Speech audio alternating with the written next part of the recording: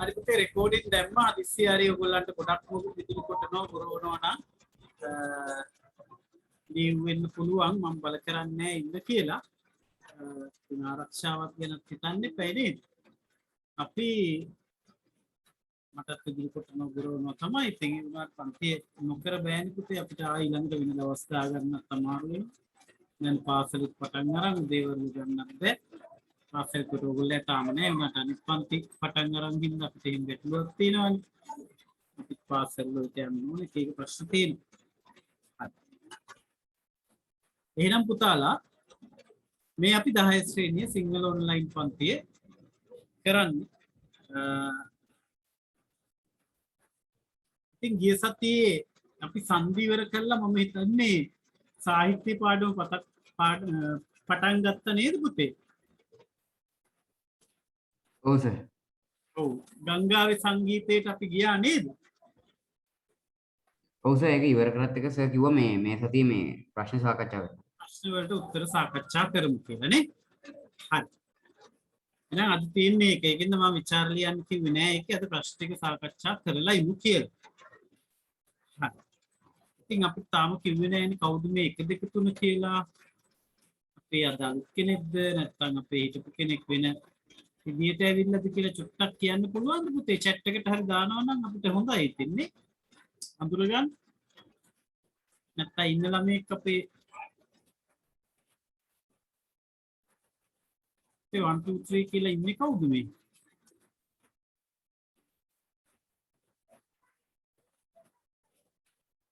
දැන් නෑ නේද එහෙම ඒක ළමෙක් මම අපේ ළමෙක් තමයි මම හිතන්නේ නිකන් වෙන යූසර් නේම් එකක් පාවිච්චි කරලා ඉඳලා තියෙන්නේ. හරි. දැන් 1 2 3 ලා නෑ දැන් ඉන්නේ අපේ සාමාන්‍ය දරුවෝ. සර් මම හසින්දු නම වෙනස් කරලා දාලා තිබ්බා. හරි. එන්න නම් ඉන්න පුතේ හරි පන්තියට අපි පාවිච්චි කරන යූසර් නේම් එකෙන් ඉන්න. ඒකයි අපි මේ Zoom වලටත් ගියේ ওই ප්‍රශ්න වෙන ඉඳලා ඊට පස්සේ සමහර අයට අනවශ්‍ය පන්තියට නැතුව වෙන විදිය අය ඇවිල්ලා ප්‍රශ්න වලට මුහුණ දෙන්න වෙනවා අපිට ඒකින්ද ඔයගොල්ලන් අපිට අඳුර ගන්න තමන්ගේ නමින්ම ඉන්න මට විනාඩියක් දෙන්නකෝ පුතේ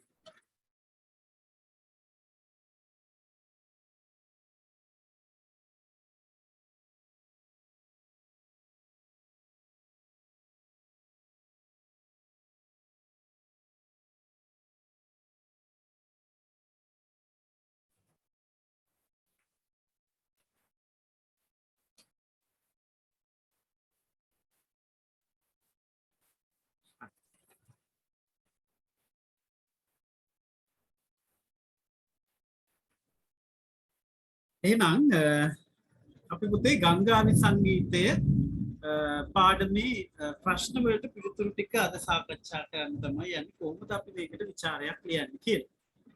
අපි යමු පෙළ පොතට උතකට පොඩ්ඩක් ගිහින් බලමු මෙන්න මේ ගංගාවේ සංගීතයේ කොයි ආකාරයෙන්ද අපේ පෙළ පොතේ ප්‍රශ්න ටික එන්නේ කියලා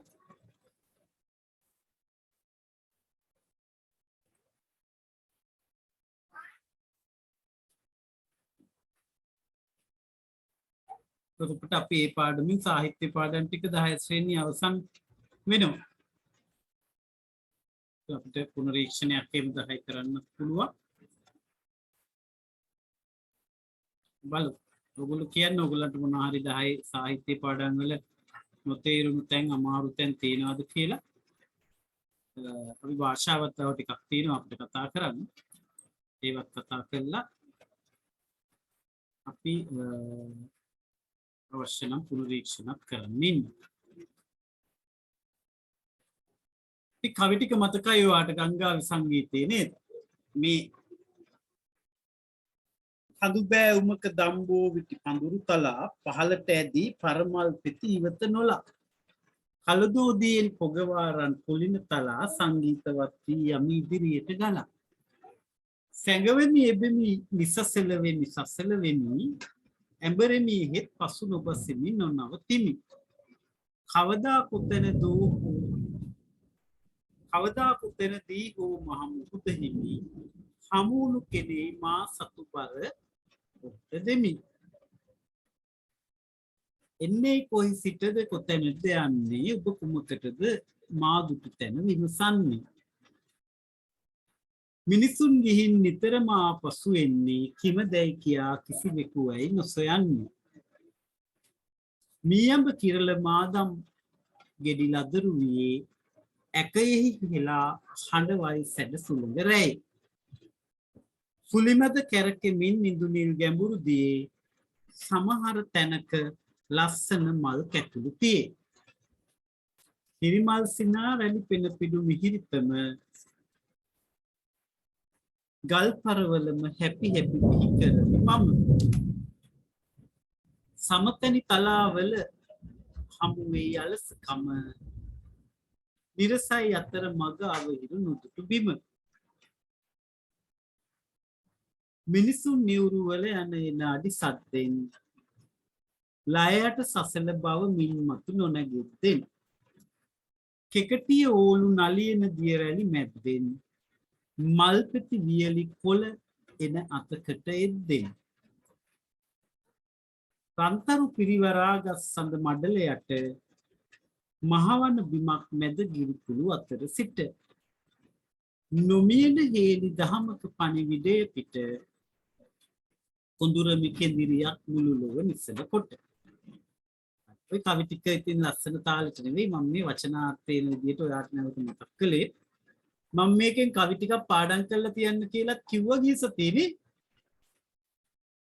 මතකයි නේද? එහෙම එකක් අපි කිව්වා. එහෙම කිව්වේ නැද්ද පුතේම? මට වැරදිලා.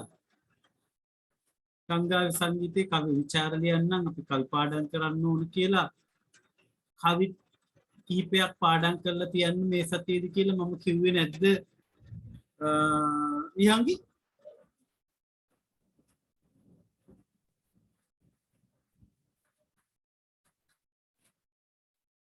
විහංගි අපි එහෙම කිව්වේ නෑ. එහෙනම් ඉඳුවර අපි එහෙම කිව්වේ නැද්ද? ගංගා සංගීතේ කවි ටික අපි පාඩම් කරලා තියමු කියලා මෙච්චර කවි ටිකක් කවි 8යිනේ තියෙන්නේ මේකෙන් 4ක්වත් පාඩම් කරමු කියලා මම කිව්වේ නැද්ද?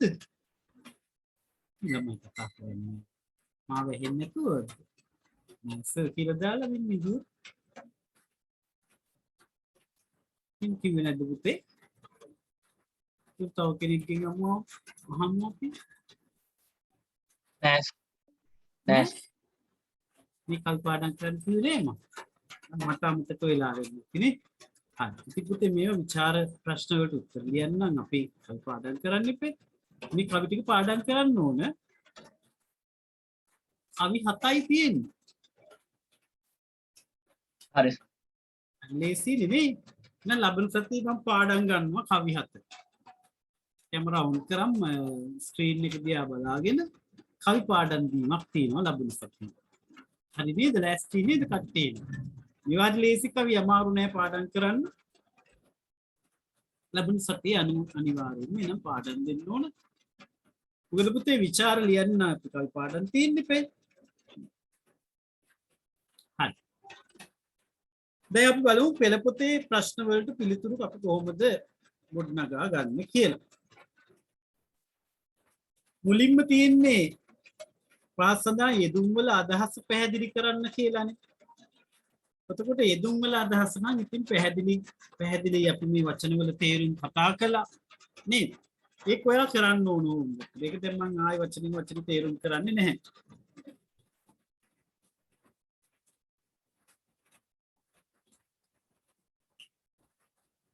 දැන් අපි විචාර ප්‍රශ්න ටික සාකච්ඡා කරගමු. මොකද ඔයා හෝම්වර්ක් වලට විචාර ප්‍රශ්න ලියලා මට එවන්න ඕන. සතිය එකක් අනිවාර්යයි. පස්සේ ලියන්න ඕන. සම්බේන් පුතේ විචාර නොලිය මට සිංහබාහුත් වැඩි හම්බුනේ නෑ විචාර ලියපුවා. හරි ටිකයි. තාම අතලොස්සක් තමයි විචාර වලට උත්තර ලියලා එවන්නේ. විචාර ප්‍රශ්න වලට. ඒ හෝම්වර්ක් මම මුකුත් නෑ මම ගොඩ ගහගෙන ඔයගොල්ලෝ ඔය ඔක්කොම හෝම්වර්ක් බලලා තියෙන්නේ ගිය සතියේ දාලා තිබ්බ ටික බැලුවා මේ සතියේ දාලා තිබ්බ ටික බලලා මම අදෙව්වා මේ පන්ති පටන් ගන්න ඉස්සෙල්ලා ඒක සංදි වල නම් ගොඩක් අය හෝම්වර්ක් කරලා තිබ්බා ඒ ඔක්කොම ටික නම් නෙවෙයි වැඩි දෙනෙක් හෝම්වර්ක් කරලා තිබ්බ සංදි චූටි චූටි අඩපාඩු විතරයි තිබ්බ සමහර අයගේ ඒ කියන්නේ අර පියවරයන් ටික හරියටම පෙන්නලා නැහැ සමහරු එක පාටම උත්තරේ ගන්න ගිහිල්ලා එහෙම ලකුණු දෙන්නේ අර ගණිතේ වගේ තමයි මේකත් පුතේ පියවර පෙන්නලා උත්තරේ අරන් දුන්නොත් තමයි සම්පූර්ණ ලකුණු හම්බ වෙන්නේ ඒකින්ද කම්මැලි වෙන්නේ නැතුව සංදි වලදී සංදි පදේ දීලා විසන්ධි කරන්න කිව්වහම පියවරයන් ටික දාලා කරන්න හැටි පෙන්නන්න ඕනේ අපි කතා කළා ඊපස්සේ තමයි ගියසති අපි කවි ටික කතා කළේ මේ ස්වභාව සෞන්දර්යයත් එක්ක පැදිච්ච කවියෙක් එච්.එම්. කුඩලිගම කියන්නේ නැත්නම් හේවාව සම්මුනිදාස කුඩලිගම කියලා කියන්නේ ගංගාවේ සංගීතයේ කල්පලේ මාතෘ එයා කොළඹ යුගයේ දෙවැනි කවි පරපුරටයි අයිති කියලා අපි කිව්වා ඉතින් මේ කොළඹ යුගයේ කවීන් ජාතික ආගමික පුනර්ජීවනය තේමා කරගෙන ගොඩක් කවි නිර්මාණ කළා ඒ අතරින් ස්වභාව සෞන්දර්යය වගේම සමාජ අසාධාරණයට විරුද්ධව කවි ලිවීම මෙන්න මේ කොළඹ යුගයේ කවීන්ගෙන් කැපී පෙනෙන සිද්ධියක් ස්වභාව සෞන්දර්යය අගයනවා ඒ වගේම සමාජ අසාධාරණ කියන්නේ පන්ති ભેදය මේ විෂමතාවයේ දුප්පත් පොහොසත් ભેදය ගැන ගොඩක් කොළඹ යුගයේ කවි ලිව්වා අපි මේ උත්තරය ලියනකොට ඒවත් පොඩ්ඩක් කතා කරන්න ඕනනේ.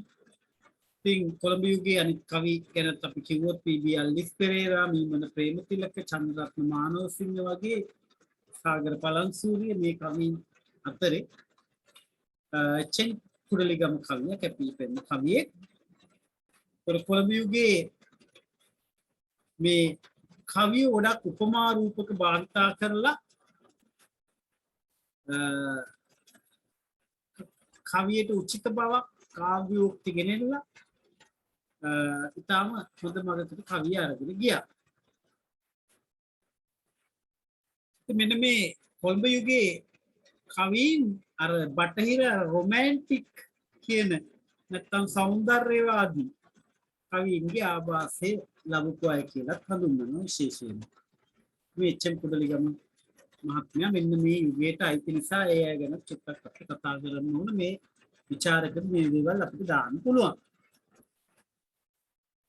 එච්.එම්. කුඩලිගම කවියගේ අර බටහිර ශෙලී කියන කවියගේ සම්ප්‍රදායට සමාන බවක් තියෙනවා කියලා විචාරකයෝ කිව්වා. ඒකෙන්ද ආව සිංහල ශෙලී කියලා හැඳින්වුවා නේද?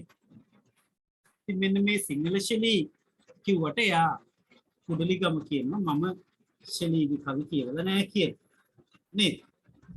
එතකොට මෙයා ශෙලීගේ කවි වලට නෙවෙයි යා ටාගෝර් තුමාගේ කවි වලට ආభాසය යට තියෙනවා. ටාගෝර් තුමා වන්ගේ කවි කියවලා තියෙනවා. ඒ ආభాසයෙන් කවි ලියලා තියෙනවා කියලා එයා පිළිගන්නවා. කවුද? එච්.එම්. කුඩලිගම කවිය. එයාගෙන කියනකොට අපි දැන් විචාරකෙදි පොඩි හැඳින්වීමක් තියෙන්න බෑ. ඒකයි මේ දේවල් මතක් කරන්න නැවත. පුවත්පත් කලාවේදී එයා දිනමින සිළුමින සිංහල බලයේ ජනතාවගේ පත්තරවල වැඩ කළා. සුවඳ කියන කවි සංග්‍රහව සංස්කරණය කළා. සුවඳ දේ දුන්න මී වදේ කියන්නේ යාගේ එවැනි සංග්‍රහ කවි සංග්‍රහ ඒ කාලේ තිබ්බේව. එතකොට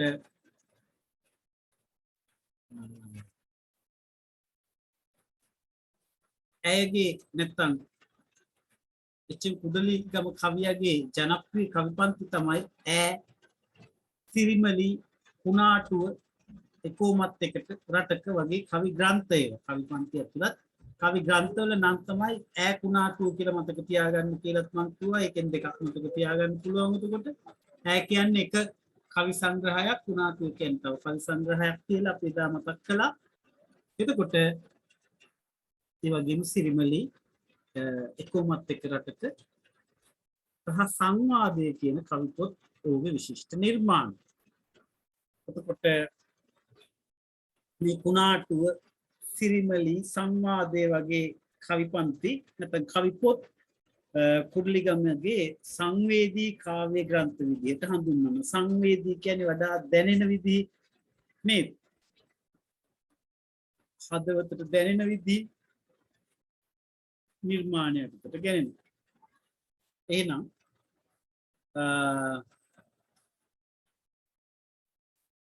මේ ස්වභාව සෞන්දර්යය අගයලා ඔහු කරපු විශිෂ්ට නිර්මාණ අතර අපි මේ කතා කරන ගංගාවි සංගීතයේ කවි පන්ති ඒ වගේම කුරුළු කූඩුව කියලා තව වෙනි කවි පන්තියක් තියෙනවා. වගේම වැහි දවසක් කියලා මේ ස්වභාව සෞන්දර්යය අගයමින් සංවේදී විදිහට නිර්මාණය කරපු කවි කාව්‍ය කවි පන්තියක් තමයි. හරි. ඉතින් කුඩලිගම කවියා එක තැනක මෙන්න මෙහෙම කියනවා පොතකින් මම උපුටා ගන්නවා. මනුෂ්‍යත්වයේ සිට සබාදහම හා පරිසරය විවරණය කළේය. ඔහුගේ නිර්මාණ ජීවිතයේ බුදුදහමින් හා තාගෝර් චින්තාවෙන් අප්‍රමාණ ආලෝකයක් ලැබූ බව පෙනී යයි. ඔහුගේ බස ඇසීමේ ගුණය අන් බොහෝ කවීන් ඉක්මවා යයි. කවිත්වය පිළිබඳ විස්මය දනවන කවිත්වයක්ද ඔහුට තිබිණි. මේ අමර හේවා මද්දුම කියන විද්වතා එච්.එම්. කුඩලිගමයන් ගැන කරන හැඳින්වීමක උපුටා ගැනීමක් වගේ කිව්වේ. ඒ වගේ මාටින් වික්‍රමසිංහ මහත්මයා මෙහෙම කියනවා එච්.එම්. කුඩලිගම ගැන. අපේ මේ පෙළ පොතේ නැති දෙයක් මම වාට මේ අරගෙන කියන්නේ. පොතකින් එච්.එම්. කුඩලිගම පද්‍ය රචනයට හුරුකම් ලැබූ එකි. ඔහු තම අත්දැකීමක් ඇසූ දුටු දෙයක් වර්ණනා කරනු වෙනුවට අදහසක් සමායන්න අහසත් පොළොවත් වර්ණනා කරයි. ඔහු තමාගේ පෞද්ගලික අත්දැකීමක් තබා පොදු අත්දැකීමකුදු වර්ණනා කිරීමට වෑයම් නොකරයි. අන්න මාටින් වික්‍රමසිංහයන් කුඩලිගමයන් ගැන එහෙම කියනවා. ඔය ආකාරයෙන් එච්.එම්. කුඩලිගම ගැන අර අමර හේවා මද්දුම මහත්මයා සහ මාටින් වික්‍රමසිංහයන් කියපු අදහස් දෙකක් තමයි මම ඔයාලට කිව්වේ. but මේ නිමිත අහන්නේ do we have class today කියලාද class එක තියෙනවනේ ඉතින් log වෙලා බලන්න තුලින් එහෙම අහන්නේ නේද? ඉතින් group එකටත් මම දැම්ම නේද පුතේ class එක සාමාන්‍ය පරිදි පැවැත්වෙනවා කියලා 8:25ට message එකක්. ඔව් සර්. බලන්න නිමිතාන ක්ලාස් එක තියෙනවද කියලා දැන් ඇවිල්ලා නැහැ නේද නිමිතකට.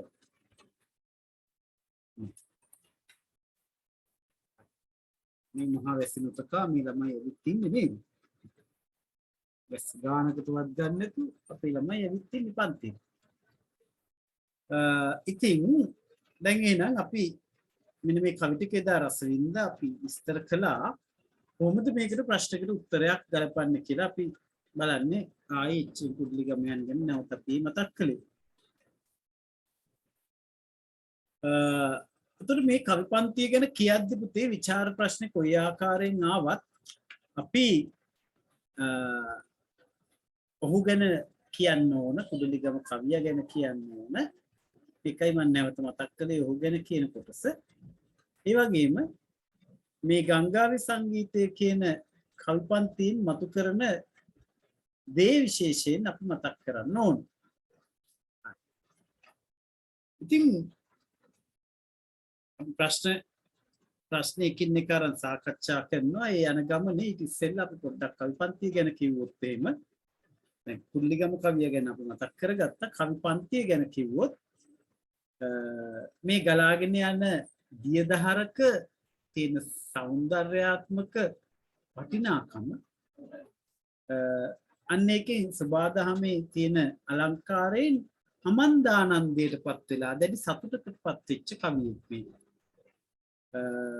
ඉතින් ගංගාවන් ගැන වර්ණනා කරන්න සබා ධර්මයට කැමති කවීන් ගොඩක් කැමති වුණා.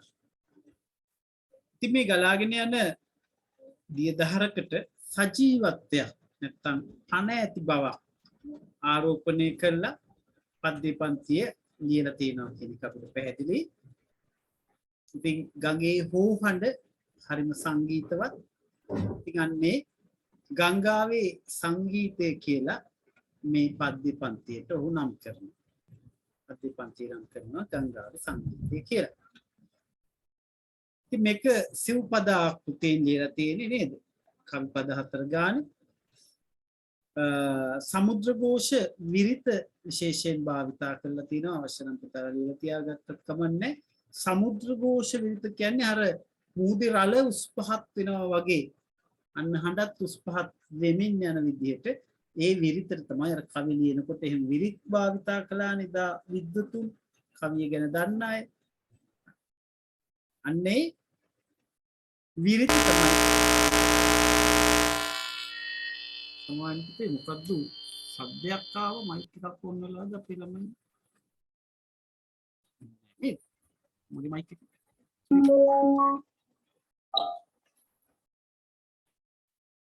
ඒකේ ලොකු සද්දයක් ආවා දැන් හරියා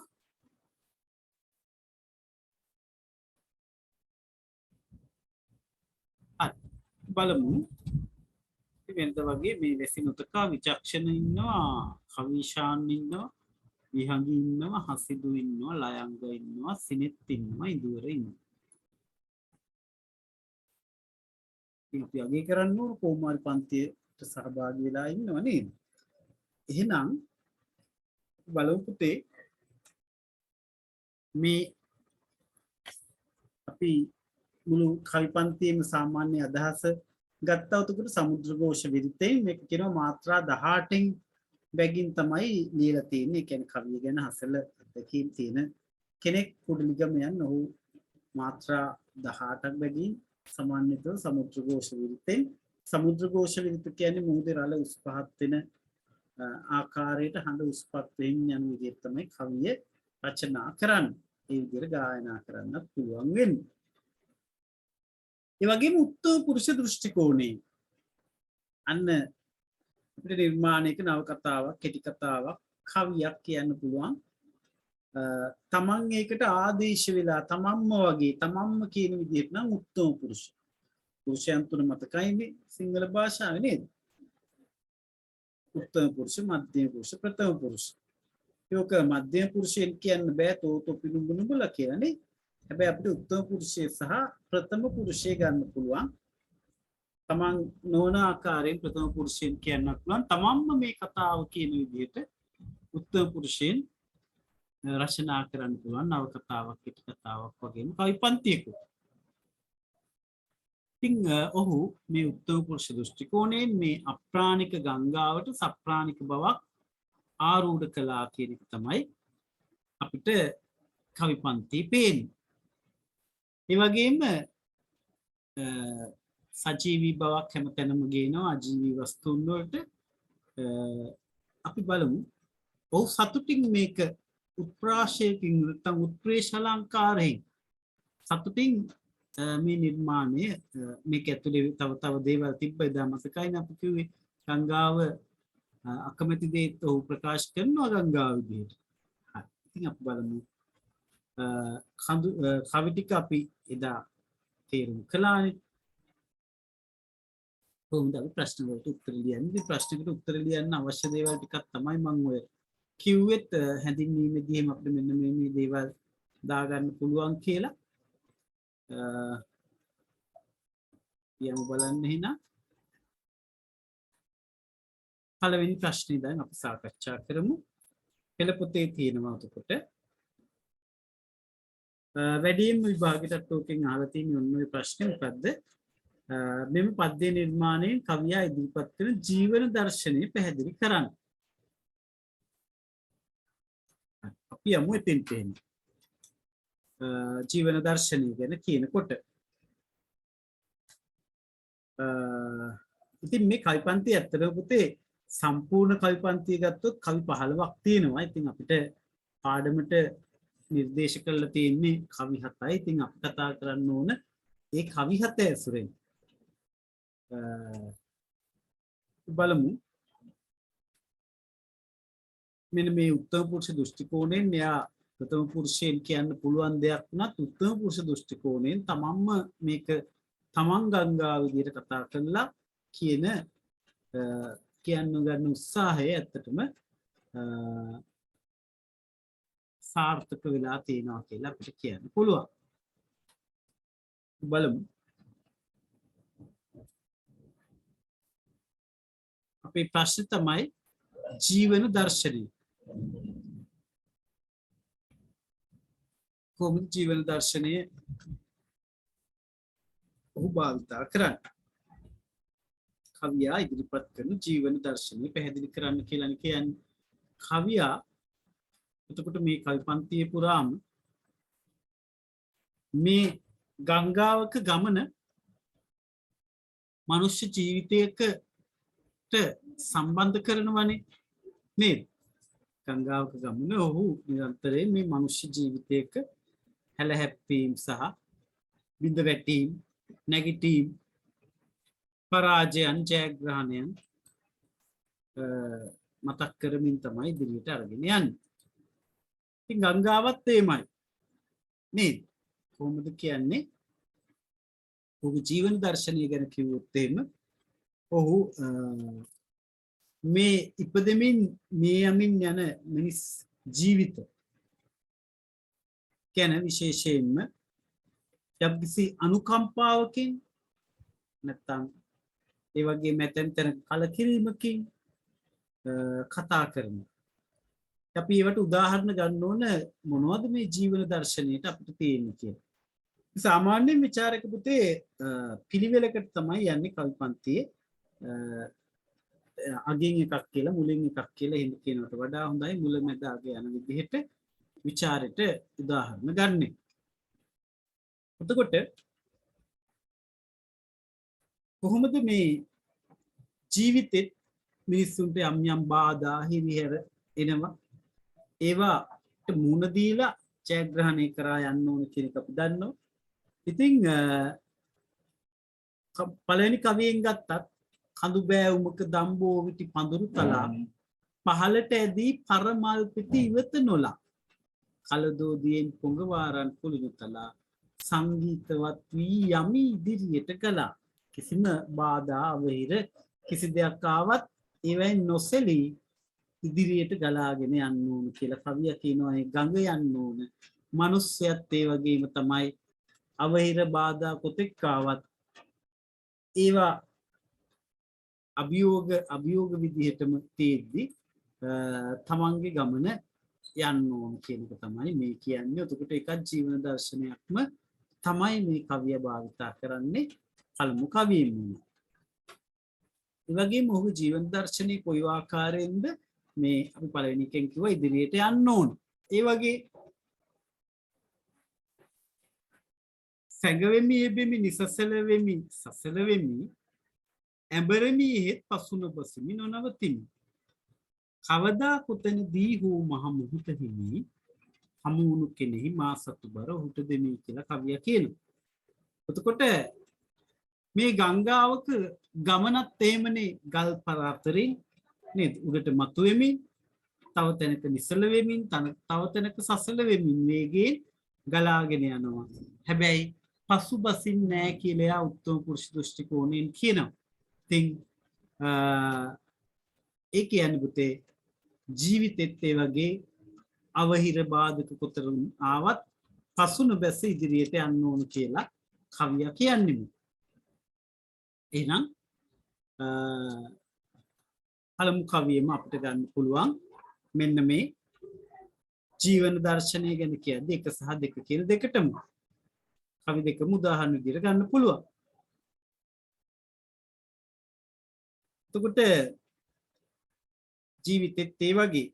එතකොට තුන්වෙනි කවියෙත් මේ ඔක්කොම උදාහරණ ගන්න ඕනේ. අපි කවි තුනක් විස්තර කරන්න ඕනේ. විචාරයල්ලි අද ඉතින් මේ කවන ඒකින් ඔයාලට මේ ජීවන දර්ශනයට ගන්න පුළුවන් මේ වැඩිපුර කවි තියෙන්නේ ඒ ගැන තමයි. එන්නේ කොයි සිටද කොතැනටද යන්නේ ඔබ කුමකටද මා දුටු තැන විමසන්නේ?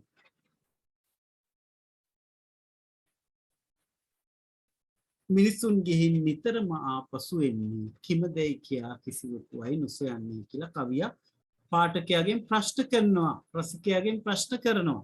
ඇයි ගඟ යන පැත්ත ගැන මිනිස්සු නිරන්තරයෙන් ප්‍රශ්න කරනවා. මේ ගඟ කොහෙන්ද එනවද? කොහෙටද යන්නේ? කොහෙන්ද මූදට වැටෙන්නේ? හැබැයි ගඟ ගැන මිනිස්සු අහන ප්‍රශ්න ඇහුවට මිනිස්සු තමන්ගෙන්ම අහලා බැලුවොත් එහෙම කොහේ ඉඳන්ද එන්නේ මම මේ? කොහෙටද මම මේ යන්නේ? අන්න සංසාරය ගැන මිනිස්සුන්ට කල්පනා වෙන්න පුළුවන්. තමන්ගෙන්ම ඇහුවොත් මම කොහේ ඉඳන්ද ආවේ? මම දැන් කොහෙටද යන්නේ? කියන්නේ මේ මනුස්ස ජීවිතයක් අමාරුවෙන් ලැබපු මනුස්ස ජීවිතේ සමහර වෙලාවට අකාලේ පිනක් දාමක් කරන්නේ නැතුව ඊළඟ නැවත මනුස්සාත්මයක් ලබා ගන්නවත් බැරි තැනකට තල්ලු කරගෙන අපි යනවා. වැඩි දෙනෙක් හැමෝම නෙවෙයි. ඉතින් අන්නේම යන හින්දා වැඩි දෙනෙක්ට කවිය අහනවා මේ ගඟ විදියට මම කොහේ ඉඳන් ඉන්නේ කියලා ගොඩක් අය අහනවා. හැබැයි කොහෙන් ඉඳන් දෙන්නේ කොහෙටද යන්නේ කියලා. ඇයි මිනිස්සු තමන් ගිහිල්ලා නිතරම එන තැන ගැන මතක් කරන්නේ නැති කියලා කවිය ප්‍රශ්න කරනවා. මොකද්ද මේ ගිහින් එනවා කියලා කියන්නේ? මරණයටපත් වෙනවා. උපදිනවා, ලෙඩ වෙනවා, වයසට යනවා, මරණයටපත් වෙනවා කියන්නේ මේක තමයි මේ ජීවන දර්ශනය මනුස්සයාගේ සබා දහමින් වෙන දේ. ඉතින් මිනිස්සු ඒක ගැන හිතන්නේ නැති කියලා කවිය ප්‍රශ්න කරනවා. මිනිසුන් ගිහින් නිතරම ආපසු එන්නේ කිමදැයි කියා කිසිවෙකු ඇයි නොසොයන්නේ? කියන්නේ මිනිස්සු නිරන්තරයෙන් මරණයටපත් වෙනවා, පුනර්භවය ලැබෙනවා, නැවත ඉපදීමක් ලැබෙනවා. බුදුදහම අනුව මේ ඉගෙන ගන්න. නැත්නම් සමහරට වෙන වෙන අදහස් කියනවා නේද? හැබැයි ඒකට ඇයි හේතුව මිනිස්සු හොයන්නේ නැත්තේ? ඇයි මේ මිනිස්සු නිතරම ගිහිල්ලා ආපහු වෙන තැන ගැන කතා වෙන්නේ නැත්තේ, හොයන්නේ නැත්තේ? මේ අනුන් ගැන හොය ඉන්න මිනිස්සයාට තමන් ගැන, මේ තමන්ගේ සංසාර ගමන ගැන විමසුමක් නැත්තේ ඇයි කියලා කවියා අපිට ගංගාව විදිහට ප්‍රශ්න කරනවා. ගංගාව යාට වෙන දේ කියනවා, මිනිස්සුන්ට වෙන දේ ගැන ඇයි මිනිස්සු හිතන්නේ නැති කියලා අන්න මේ කල්පන්තිය රස විඳින කෙනාට හිතන්න අවස්ථාව දෙනවා. ඒක තමයි වඩාත්ම සුදුසු වෙන්නේ හොඳ නිර්මාණයක් කියන්නේ. හිතන්න අවස්ථාව සලසන්න ඕන. ඒක තමයි නිර්මාණයේ වටිනාකමක් වෙන්නේ මිනිස්සුන්ට. ඒ නිර්මාණය හරහා චින්තනය පුළුල් වෙනවා නම් අන්න ඒක විශිෂ්ට දෙයක්. ගංගාවේ සංගීතය කියන කවිපන්තේ නම් මිනිස්සුන්ට හිතන්න පොළඹවනවා කියන එක අපිට පැහැදිලි. මේ කියන කතාවෙන් කෙලින්ම කවිය ප්‍රශ්න කරනවා.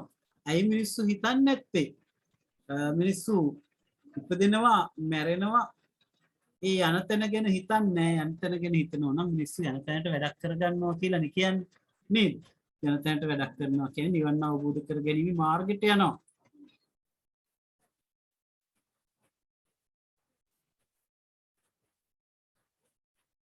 එහෙම නොයන හින්දා තමයි මිනිස්සු මේ ඉපදෙමින් මැරෙමින් සංසාර චක්‍රේ දිගින් දිගට ඉන්නේ.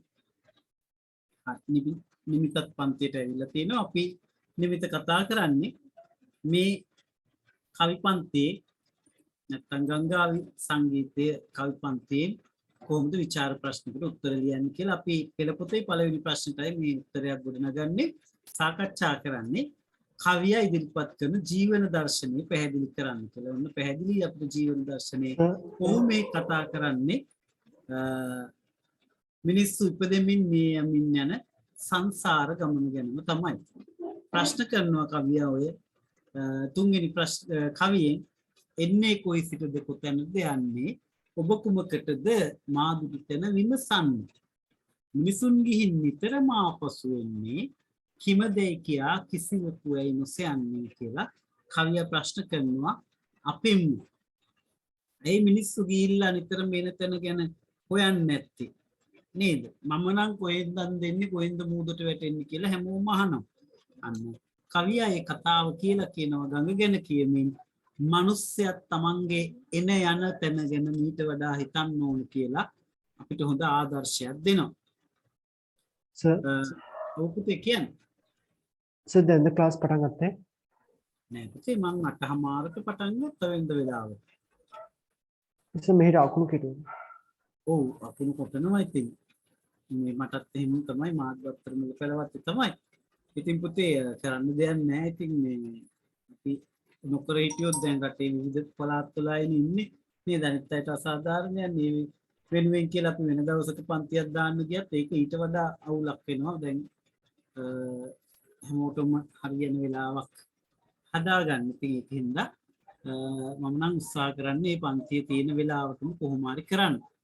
රෙකෝඩින් දානවා පුතේ දාලා තියෙන්නේ ඔයගලන්ට හෙට වෙද්දි අද රෑම මම මේ පන්තියෙන් පස්සේ පැයක් වගේ යද්දි උක අප්ලෝඩ් කරනවා අපේ ක්ලාස් වීඩියෝ එකට. එතකොට ඔයාට අරගෙන බලන්න පුළුවන්.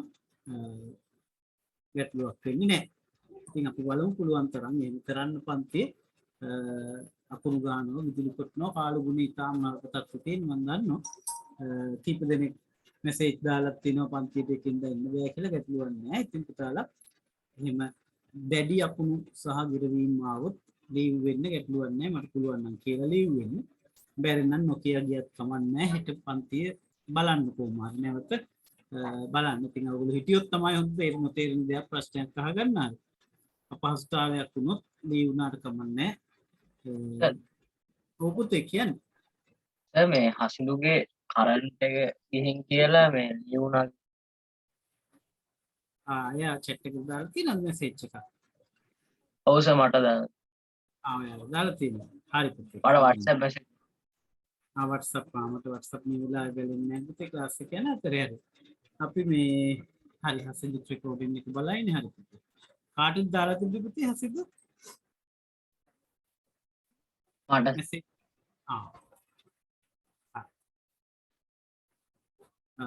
හරි කමන්නේ එහෙම කරගෙන යමු එහෙනම්. අපි දැන් ජීවන දර්ශනයට උදාහරණ කතා කරමින් යන්නේ නේද? අපේ ප්‍රශ්න තමයි පද්‍ය නිර්මාණයෙන් කවිය ඉදිරිපත් කරන ජීවන දර්ශනය පැහැදිලි කරන්න. පැහැදිලි වෙන ජීවන දර්ශනයේ මේ මනුස්ස ජීවිතය ගැන කවියා ප්‍රශ්න කරමින් ඔහුගේ දර්ශනය ඉදිරිපත් කරනවා. දර්ශනය කියන්නේ මේ මිනිස්සු උපදිනවා මරනවා මැරෙනවා කියන ජීවන චක්‍රය ගැන ඔහු පැහැදිලි කරනවා. මේ ගැඹුරු පණිවිඩයක් අපිට ඒකෙන් ගඟ විදිහට කතා කරමින් අපිට ලබා දෙන්නේ ගැඹුරු දහම් පණිවිඩයක්. එහෙනම් මොකද්ද? අපි යන තැනකට වැඩක් කරගන්න ඕන. යන තැන කියන්නේ මරණින් පසු පුනර්භවය. අපි විශ්වාස කරනවා බෞද්ධයෝ විදිහට. ඉතින් වැඩි දෙනෙක් බෞද්ධයත් මම හිතන්නේ. ඒකට කවියත් බෞද්ධයෙක් විදිහට මේ හොඳ ආගම ධර්මයත් එක්ක හිටපු පිරිවෙන් වල අධ්‍යාපනය ලැබපු ඔහුගේ දර්ශනීය වැඩි වශයෙන්ම ආගමික ස්වරූපයක් වගේම ස්වභාව සමුදායත් එක්ක බැඳිච්ච ආගමික භක්තියකින් යුක්ත නැත්නම් ආගමික දර්ශනයන් ගැන හොඳ අවබෝධයකින් යුක්ත නිර්මාණකරුවෙක්ගේ ගති ලක්ෂණ අපිට පෙන්වනවා. අපි බලමු තව මොනවද මේ ජීවන දර්ශනයට ගන්න පුළුවන් උදාහරණ කියලා. මේ වෙන තුනක් හොයාගත්තා නම් හරි ප්‍රශ්නට උත්තරේ ගොඩනගනකොට.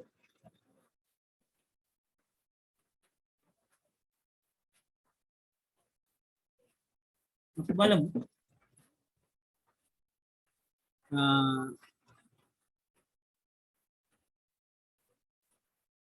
එයා කියනවා අර ජීවන දර්ශනය ගැන කියද්දි කවියා විශේෂයෙන්ම සඳහන් කරනවා එයා අකමැති මේ ගඟත් එක්ක මිනිස්සු නරක දේවල් කෙරෙනවා නම් මිනිස්සුන්ගේ අතින්. කොහොමද ඒ කියන්නේ?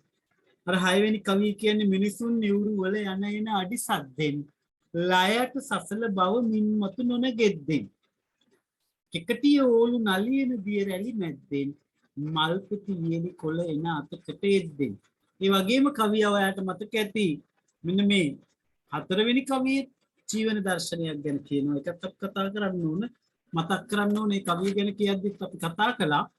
කවිය රස විදිද්දි තේරුම් කතා කරද්දි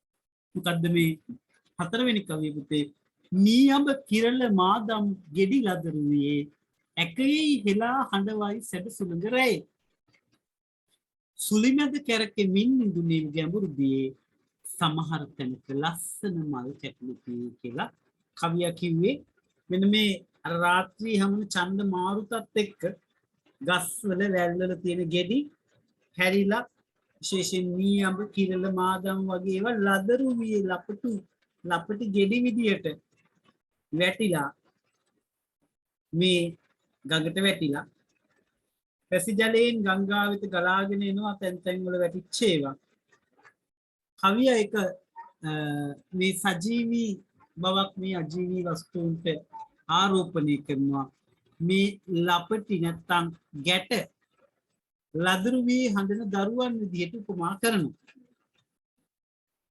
ඇකේ හෙලා හඬවයි සැඩ සුළඟ රැයි එතකොට ඉතින් මේ දරුවෝ වැටෙන්නේ ගංගාව කියන කාන්තාවගේ ඔඩොක්කුවට උකුලට ඉතින් මේ උන් හිටු තැන් නැති වෙලා අඬන ලපටි දරුවන්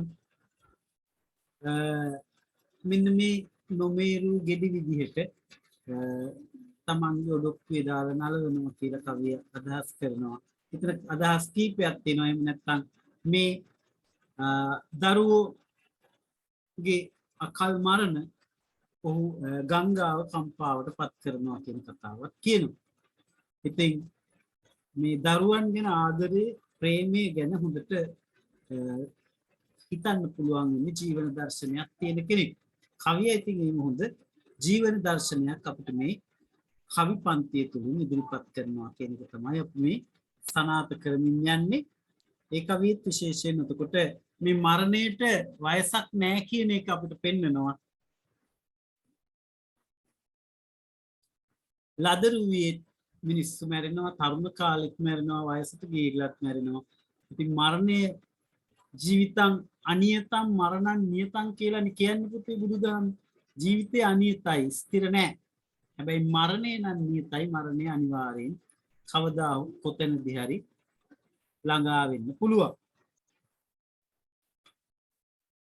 ළඟා වෙනවා. ඉතින් ඒකයි මේ කවිය නිරන්තරයෙන් ජීවන දර්ශනයම තමයි ඉතින් මුළු කවි පන්තියම ගත්තොත් අපිට දැනෙන්නේ.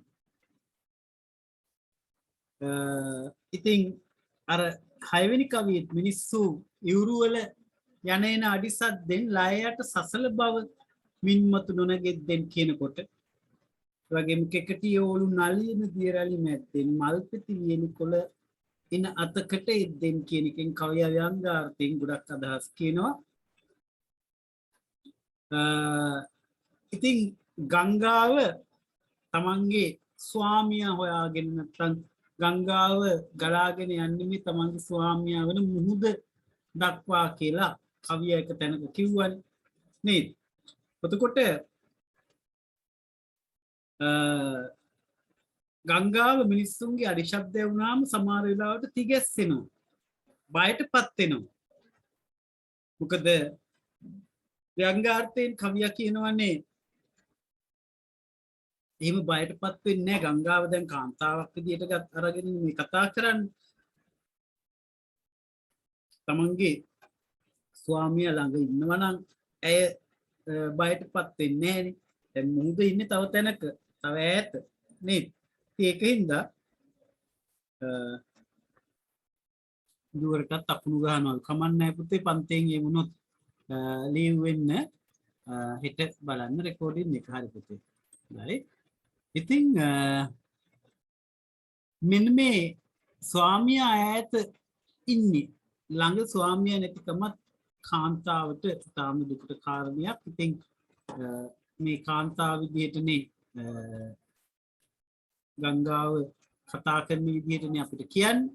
එතකොට මේ ගඟ ළඟ මිනිස්සුන්ගේ අඩිසද්දින් ඈති ගැස්සෙනවා. හොඳ මිනිස්සුන්ගෙන් එන්න බෑනි. ඒකින්ද ගංගාව කියනවා කෙකටිය ඕලු නලියන දියරැලි මැද්දෙන් මල්පෙති වියලි කොළ එන අතකට එද්දෙන්.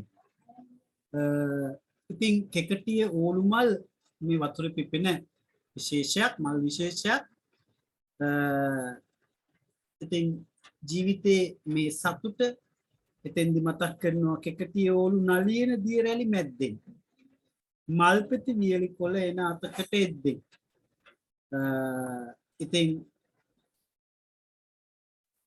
දුක්කම් කටළු මොන දේ ආවත් තමන් මේ ස්වාමියා සොයාගෙන යනවා කියන අදහසක් ගේනවා මේ ගංගාව ස්වාමියා ගංගාව කාන්තාව විදියට ස්වාමියා මුහුද විදිහට භාවිතා කළා. ඉතින් ඒකෙදී මොන කරදර බාධක ආවත් ජීවිතේ සොඳුරු බව නැති කරගන්නේ නැහැ කියන අදහසකුත් මිනිස්සුන්ගේ බාධක කම්කටොළු හමුවේ මිනිස්සු ඉදිරියට ගලාගෙන යන්න ඕන කියන අදහස ජීවන දර්ශනයක් විදිහට කවියා එතෙන්දිත් ඉදිරිපත් කරනවා. එහෙම ගත්තොත් එහෙම පුතේ මුළු කවිපන්තිය පුරාම අපිට මේ කවියා ජීවන දර්ශනයක් ඉදිරිපත් කරනවා. විශේෂයෙන් ඉපදෙමින් මේ යමින් යන මේ සංසාර ගමන නැවැත්විය යුතුයි. අපි නවත්තන්න නම් නිවන් අවබෝධ කරගන්න ඕනේ. මේ මාර්ගයට පිවිසෙන්න කියන එක තමයි කවියා නිරන්තරයෙන් මතක් කරන්නේ. පුතේ අපි මේ ප්‍රශ්නෙට මම හිතන්නේ පිළිතුරක් සාකච්ඡා කළා පැහැදිලිවම. ඔයාලට පැහැදිලි මම හිතන්නේ මේ පළවෙනි ප්‍රශ්නේ. පෙළ පොතේ තියෙන දෙවෙනි ප්‍රශ්නේ පළවෙනි එක අර අපිට තියෙන්නේ අදහස් පැහැදිලි කරන්න දෙක තමයි කවිය ඉදිරිපත් කරන ජීවන දර්ශනය පැහැදිලි කරන්න. අපි බලමු ඊළඟ කවියක් පුතේ කවිය නෙවෙයි ප්‍රශ්නේ. තුන්වෙනි ප්‍රශ්නේ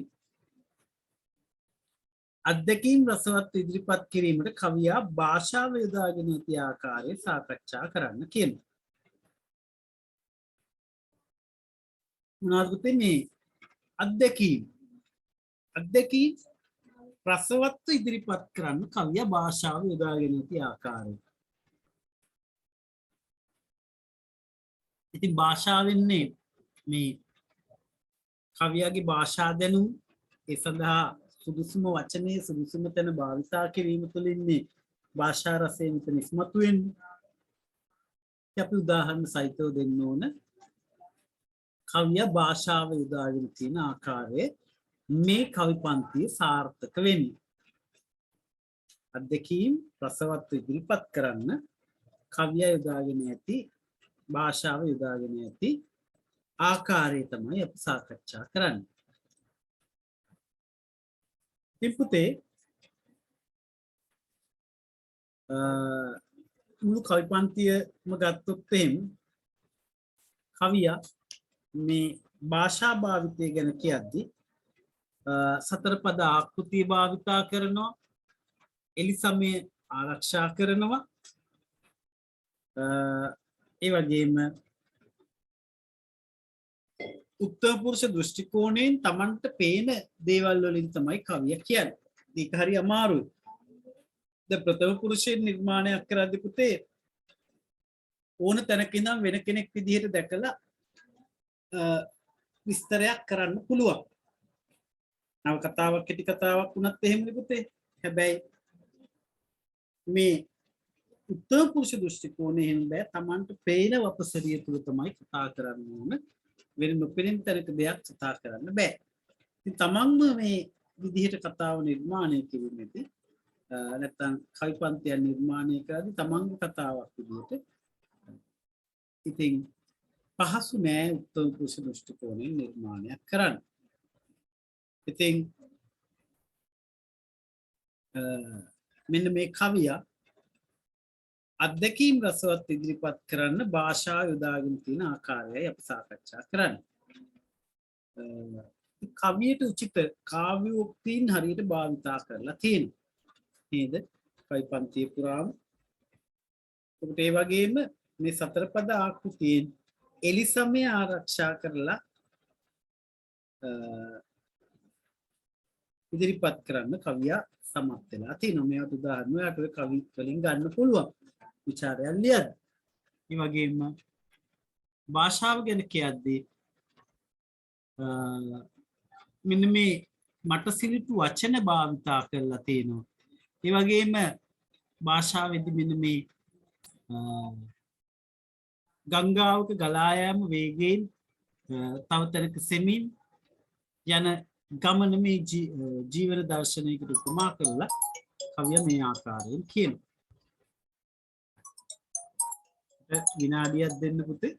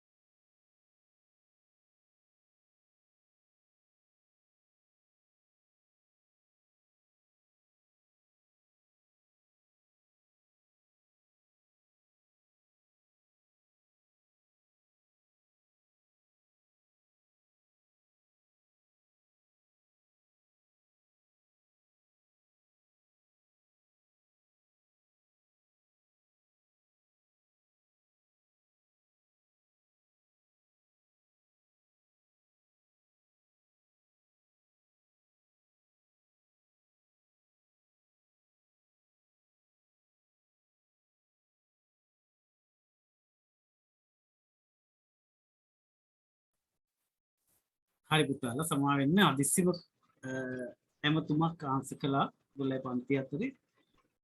හරි අපි බලමු පුතේ එතකොට අපි තුන්වෙනි ප්‍රශ්නෙට න්යාවේ තුන්වෙනි ප්‍රශ්නේ තමයි භාෂාව භාවිතය. අධ්‍යක්ීම් රසවත්ව ඉදිරිපත් කරන්න කවිය භාෂාව භාවිතා කරන විදිය. අපි ඔත කිව්වා මේ උත්තම පුරුෂ දෘෂ්ටි කෝණයෙන් න්‍යා කතාව කියන්න කවියා කොයි ආකාරයෙන්ද භාෂාව භාවිතා කරලා තියෙන්නේ. අපි ඒකෙදි කතා කරන්න ඕන මේ භාෂාව භාවිතා කරනකොට යා විශේෂයෙන්ම ගංගාව මේ සෞන්දර්යාත්මක වස්තුවක් විදිහට කවියා ඉදිරිපත් කරනවා. ඒ වගේම සැමියා වෙත යන්න හදන බිරිඳක් විදිහට කවියා නිරූපණය කරනවා. ඒ කොහොමද? පළවෙනි කවි පන්තියේ දෙවෙනි කවියට එනකොට සැගවෙමි එබෙමි නිසසල වෙමි සසල වෙමි ඇඹරෙමි හෙත් පසු නොබසිමි නොනවතිමි කවදා කොතැනදී හෝ මහ මුහුද හිමි හමුණු කෙනෙහි මා සතු බර ඔහුට දෙමි. අන්න එතනින් කියනවා සැමියා වෙත යෑමට බලාගෙන ඉන්න බිරිඳක් විදියට. අන්න භාෂාව භාවිතයේදී කවියා මෙන්න මේ උත්ප්‍රේෂාලංකාරය භාවිතා කරලා අලුත් බවකින් නැවුම් බවකින් නිර්මාණාත්මකව මේක ඉදිරිපත් කරනවා. අජීවී වස්තුවකට සජීවී බවක් ගෙන්නන. අග්ගාව කියන්නේ අජීවී වස්තුවක් නේද? ඒක සජීවී බවක් ගේනවා තමන් උත්තම පුරුෂ දෘෂ්ටි කෝණයෙන් තමන්ම මේ කතාවක් කියන විදිහට. එතකොට භාෂා භාවිතයේදී අන්න ඒකට සුදුසු යෙදුම්.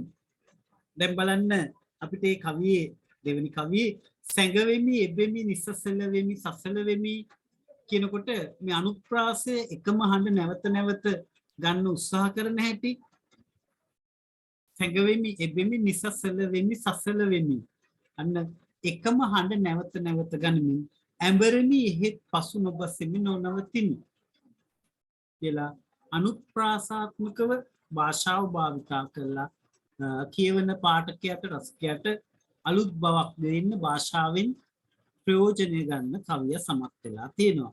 චෙම්පුඩිලිගම කියන කවිය මේ කවි සංගරා සංස්කාරකවරයෙක් වෙන්න සුළුසු බව අපිට ඒකෙන් තේරෙනවා. ඔහුගේ සුවඳ මේ වගේ කවි සංගරා වල සංස්කාරකයා වෙන්න ඔහු කොච්චර සුදුසුද කියලා අපිට තේරෙනවා. මේ භාෂා භාවිතයේ උදක්වන දක්ෂතාවය නිසා. ඒ වගේම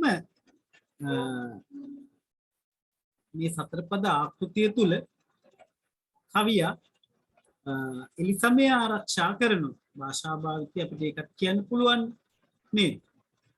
කවියේ මුල මැද අග එලිසමය ආරක්ෂා කරන්න උත්සාහ කරනවා. ඒකට අපිට ඔය ඕනම කවියක් ගන්න පුළුවන් එලිසමය ආරක්ෂා කළා කියලා කියන්නේ. ඒ වගේම භාෂාවේ තියෙන මේ රූපක අලංකාර කවියේ විචිත්‍රත්වය වැඩි කරනවා. මොනවාද රූපක අලංකාර තියෙන තැන් අපිට? මොනවාද මේ ගත්තොත් ඒ පුතේ කලදෝ දීන් පොඟවාරන් කුලින තලා සංගීතවත් වී යමි ඉදිරියට ගලා. අන්න කුලින තලා කියලා අපි මෙතන තේරුම දීලා තිබ්බ නේද? වැලි තලාවන් කලදෝ දීන් රිදීවන් ජලයෙන් වැලි තලාවන් පොඟවමින් තමයි මේ යන්නේ. අන්න අපිට මේ රූපක අලංකාරයට හොඳ උදාහරණයක් විදිහට ඒ කවියම ගන්න පුළුවන්. පළවෙනි කවියම භාෂාව භාවිතයේදී කවිය දක්වන දක්ෂතාවය කියන්නේ. එතකොට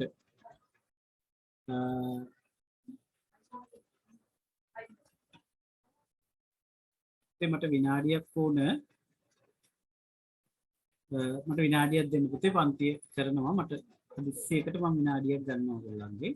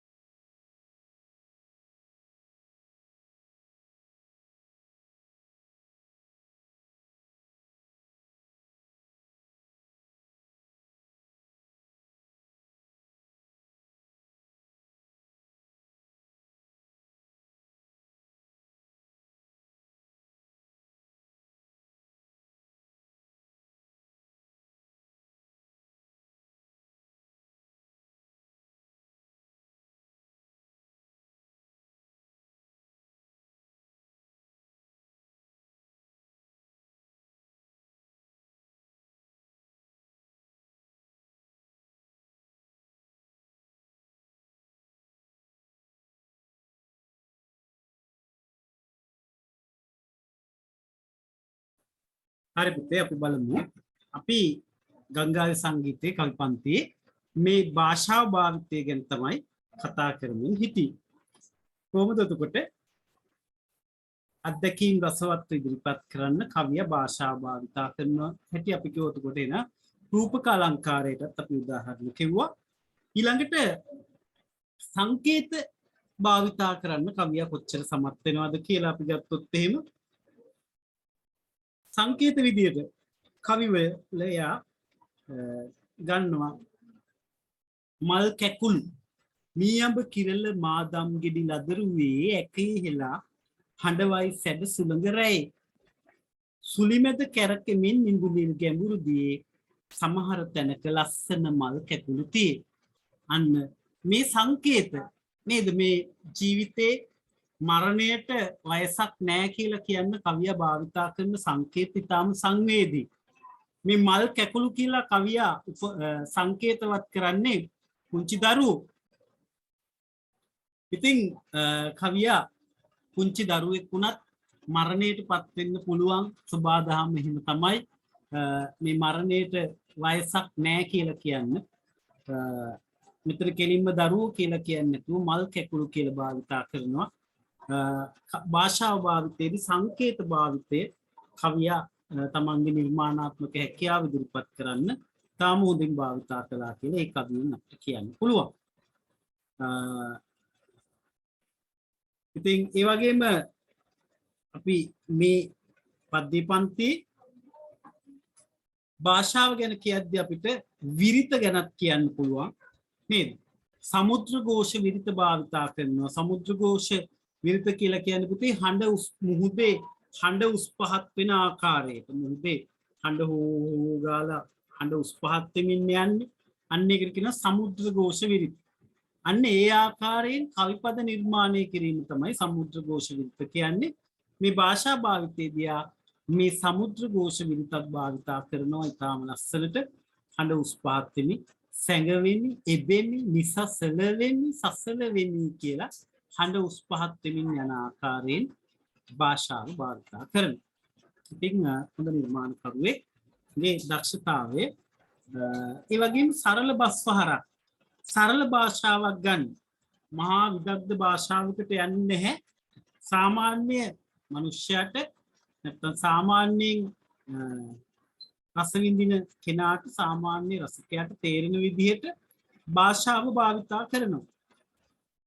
අපිට ගත්තොත් එහෙම සරල බස්වහරට එතකොට මෙන්න මේ හිරිමල් සිනා රැලි පෙන පිඩු මිහිරිතන ගල්පරවලම හැපි හැපි බිහි කරමි මම සමතන තලාවල හමු වෙයි අලසකම නිරසයි අතර මග ආවහිරු නුදුටු බිමු.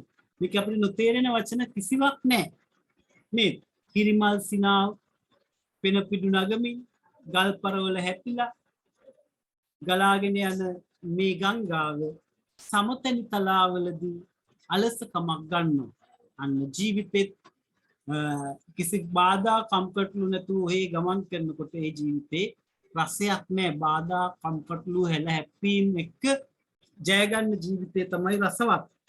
නැත්තම් ඔක්කොම සියල්ල හරියටම තියෙනවා හිතන්න කරන්න දෙයක් මුකුත් නැති ජීවිතවලට වැඩක් නැහැ. ඒවා හරි ප්‍රශ්න නැති ජීවිතෙන් වැඩක් නැහැ කියලා මිනිස්සු කියනවා. ප්‍රශ්න තියෙන්න ඕන.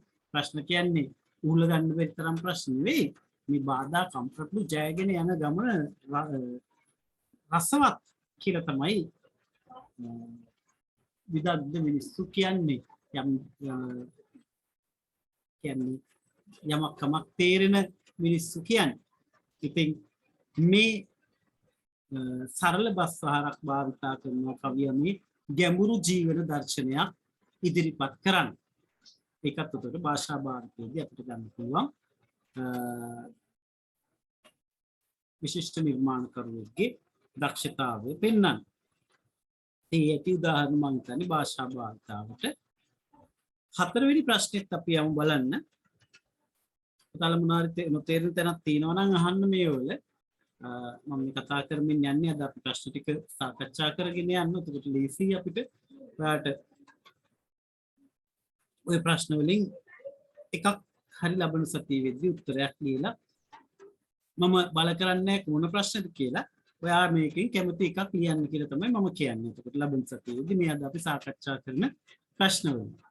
ඊට පස්සේ අපි අඩුම ගාන එකක් හරි ලියලා ඊළඟ සතියේදී තව එකක් එහෙමම ලියන්න ඔක්කොම ටික ලියන්න ඕන.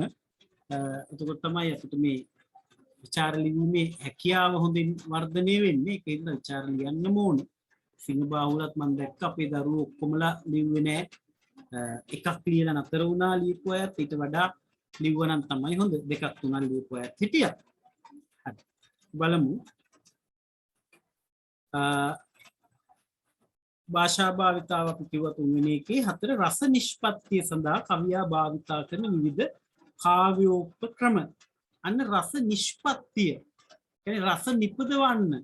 කවියා කවි පන්තිය පුරාම රසයක් නිපදවන්න මේ රස විඳින කෙනාට රසිකයා කියන්නේ රස විඳින්නනේ. මේ මම රසික කියන හින්දා කියනවා නෙවෙයි රස විඳින්න කියන එකනේ අදහස නේද? ඉතින් කවි රස විඳින්න, චිත්‍රපට රස විඳින්න, ටෙලි නාට්‍ය රස විඳින්න, නාට්‍ය වේදිකා නාට්‍ය රස විඳින්න ඔක්කොම රසිකයෝ නේද? ගීතේ රස විඳින්න රසිකයා. ඉතින් මෙන්න මේ රස නිෂ්පත්තියට රස නිෂ්පාදනය කරන්න නිර්මාණකරුවා දක්ෂ වෙන්න එපැයි. තමන්ගේ කියන්න ඕන දේ රසවත් ඉදිරිපත් කරන්න. ඉතින් කවිය භාවිතා කරන කාව්‍යෝපක්‍රම මොනවද? කවියට එයා ගන්න උපක්‍රම මොනවද? මේ රස නිෂ්පත්තියට රස නිර්මාණය කරන්න එයා භාවිතා කරන මොනවද උපක්‍රම කියලා. ඔව් පුතේ කියන්නේ. දැන් මේ කාව්‍යෝපක්‍රම කිව්වහම කලින් ප්‍රශ්න තියෙන භාෂාව යොදා ගැනීම කියන එකටත් පොඩි සම්බන්ධයක් තියෙනවා නේද සර්? ඔව් පුතේ. ඒකින් එකට සම්බන්ධ තියෙනවා මෙතන. ඔව් භාෂාවේ තියෙන දේවලුත් තියෙනවා. ඉතින් මේ අපි අහන ප්‍රශ්න ඔව් පුතේ. එතකොට සර් මේ ප්‍රශ්න දෙකටම එකම උදාහරණ අරගෙන මේ උත්තර ලියන්න බැරිද සර්? එකම උදාහරණ ගන්නත් ලියන්න පුළුවන් පුතේ. ඒක ඇත්තවත් නෑ. ඉතින් අපි විභාගෙට ආවොත් අපි ওই ප්‍රශ්න දෙකටම ලියන්නේ නෑනේ. එකයිනේ අපිට එන්නේ. ඒකෙන්ද අපිට අර භාෂාව භාවිතාවේ තියෙන දේවල්ම ගන්නත් පුළුවන් කාව්‍ය උපක්‍රම විදිහට. ගැටලුවක් නෑ උපක්‍රමනේ පුතේවත් නේද? හොඳ ප්‍රශ්නයක් පුතේ. ඒකම ගන්න පුළුවන් අපිට. අපි බලමු. රස නිෂ්පත්තිය සඳහා කියන්නේ රස නිපදවීම සඳහා රසවත් මේක ඉදිරිපත් කිරීම සඳහා කවියා ගන්න උපක්‍රම. එතකොට අපිට ගන්න පුළුවන් මේකේ සංවාද ස්වරූපයක් තියෙනවා. අන් රස නිපදවීමේදී අර කලින් අපි භාෂාවේදී ගත්ත උදාහරණ වලට අමතරව ගත්තොත් එහෙම කවියා සංවාද විදිහක් ගන්නවා. ඒ කියන්නේ එයා මේ සංවාදයක යෙදෙන්නේ අපිත් එක්ක. එයා ගංගාව විදිහට අපෙන් අහනවා නේද? ඇයි එන්නේ කොයි සිටද කොතැනද යන්නේ? ඔබ කුමකටද මාදුට තැන විමසන්නේ? මිනිසුන් ගිහින් නිතරම ආපසු වෙන්නේ කිමදයි කියා කිසිවෙකුයි නොසයන්නේ. අනපති සංවාදයක්. ගංගාව සහ මිනිස්සු අපි අතර රසිකයා අතර සංවාදයක් තියෙනවා. අහනවා ප්‍රශ්න කරනවා. පාඨකයාගෙන් රසිකයාගේ ප්‍රශ්න කරනවා. සංවාදාත්මක ස්වරූපයේ කියන්නේ දෙන්නෙක් වෙන පිට දෙන්නෙක් නෙවෙයි මේ අපි සහ නිර්මාණකරුවා අතර සංවාදයක්. ඉතින් අන්න ඒ රස නිෂ්පත්තියට ඒක ඊටාම හොඳ තැනක්. ඒ වගේම කාව්‍ය උපක්‍රම විදියට අපිට ගන්න පුළුවන් කවිය භාවිතා කරන සතර පද ආකෘතිය ඇතුළේ මේ භාවිතා කරන මේ කවියටම නැත්තම් මේ ස්වභාව සෞන්දර්යාත්මක දෙයක් නැත්තම් සජීවී නොවන අජීවී දෙයක් සබාදහම තියෙන දෙයක්කට ආරෝපණය වීමම කාව්‍ය උපක්‍රමයක්. එයා මේ උත්තර පුරුෂ දෘෂ්ටි කෝණේ තමන් ගංගා විදිහට ගිහිල්ලා කතා කරනකොට අන්න මිනිස්සුන්ට ඒක දැනෙනවා වැඩි නේද? එයා ගංගා විදිහට එයා කියනවා එයා ඒකනේ සැඟවෙන්නේ යෙබෙමි නිසසල වෙමි සසල වෙමි මේ මමනේ මී කියලා අවසන් කරන්නේ මමනේ මම ගංගාව ඒකින්ද මම සැඟවෙනවා යෙබෙනවා නිසසල වෙනවා සසල වෙනවා තව තැන ඇඹරෙමි හිත පසු නොබසිමින නවතින අන්න මී කියලා භාවිතා කරන්නේ මෙයා ගඟ විදිහට මමයි කතාව කියන්නේ. අන්න මේ අපිට ප්‍රශ්නය අහනකොට රස නිෂ්පාදනයේ කවිය භාවිතා කරන කාව්‍ය උපක්‍රමයක් විදිහට මේ උත්තර පුරුෂ දෘෂ්ටි කෝණයෙන් තමන්ට වෙන දේ විදිහට තමන් විදිහට සියලු දේ ඉදිරිපත් කිරීම හොඳ කාව්‍ය උපක්‍රමයක්. එතකොට අහන කියවන පාඨකයාට රසිකයාට ඒක හොඳටම දැනෙනවා. කෙනෙක් මට වෙච්ච දෙයක් කියනකොට ඒක දැනෙනවා වැඩි නිකන් පැත්තක ඉඳන් දෙයක් කියනවට වඩා. අර අපි කෙටි කතා ගැන කියද්දී අර ඒ.වී. සුරවීර මහත්මයාගේ අපටත් දවසක ඉරපායාදෝ කියන කෙටි කතාව මම කියන්නේ ගොඩක් වෙලාවට මට ඒක දැනෙනවා වැඩි. මොකද එයා කතාව කියන්නේ උත්තර පුරුෂ දෘෂ්ටි කෝණයෙන් මම විදියට. ඉතින් මට ඒක කොච්චර දැනෙනවද කියනවා මේ ඊයේ මම මහජන පුස්තකාලයට ගිය වෙලාවේ කොළඹ මේ ඒ.වී. සුරවීර මහත්මයාගේ ගොදුරු ලොබ කෙටි කතා පොත නැවත ගෙනාවා. ඒ කතාව මම ඔක්කොම ටික කියවලා තියෙනවා. හැබැයි ඒක මට දැනෙනවා වැඩි. දැනෙනවා වැඩි හින්දා මම ආයි කියවන්න ගෙනාවා. මම ඔයාලට පෙන්නන්නම් කෙටි කතා පොත. නාඩියක් දෙන්න.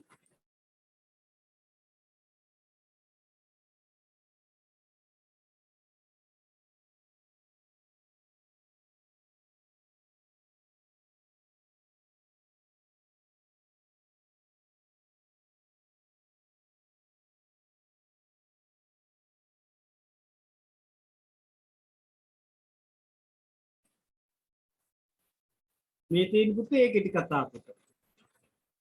මේ අපිට බෑග්ග්‍රවුන්ඩ් දැම්මා මෝ අවුල් වෙනවා නිකන්. ග්‍රවුන්ඩ්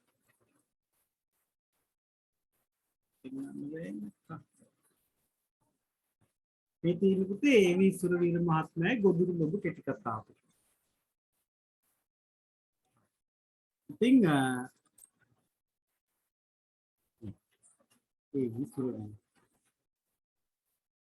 මේ කෙටි කතා පොතේ තමයි අර මම ඔයගොල්ලන්ට නිතරම කියන අපටත් දවසක ඉරපායාදෝ කියලා කෙටි කතාව තියෙන්නේ.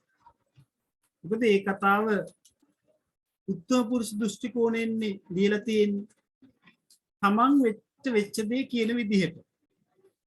මේ තියෙන පුතේ කතාව. අපට පේනවා ඇති අපටත් දවසක ඉරපායාදෝ. ඇයි ඒක එච්චර දැනෙන්නේ? ඒ ළමේ කතාව කියන විදිහට තමන් විදිහට කතාව කියනවනේ. ඒක තව කතන්දර කීපයක් තියෙනවා ඒක විතරක් නෙවෙයි. ඉතින්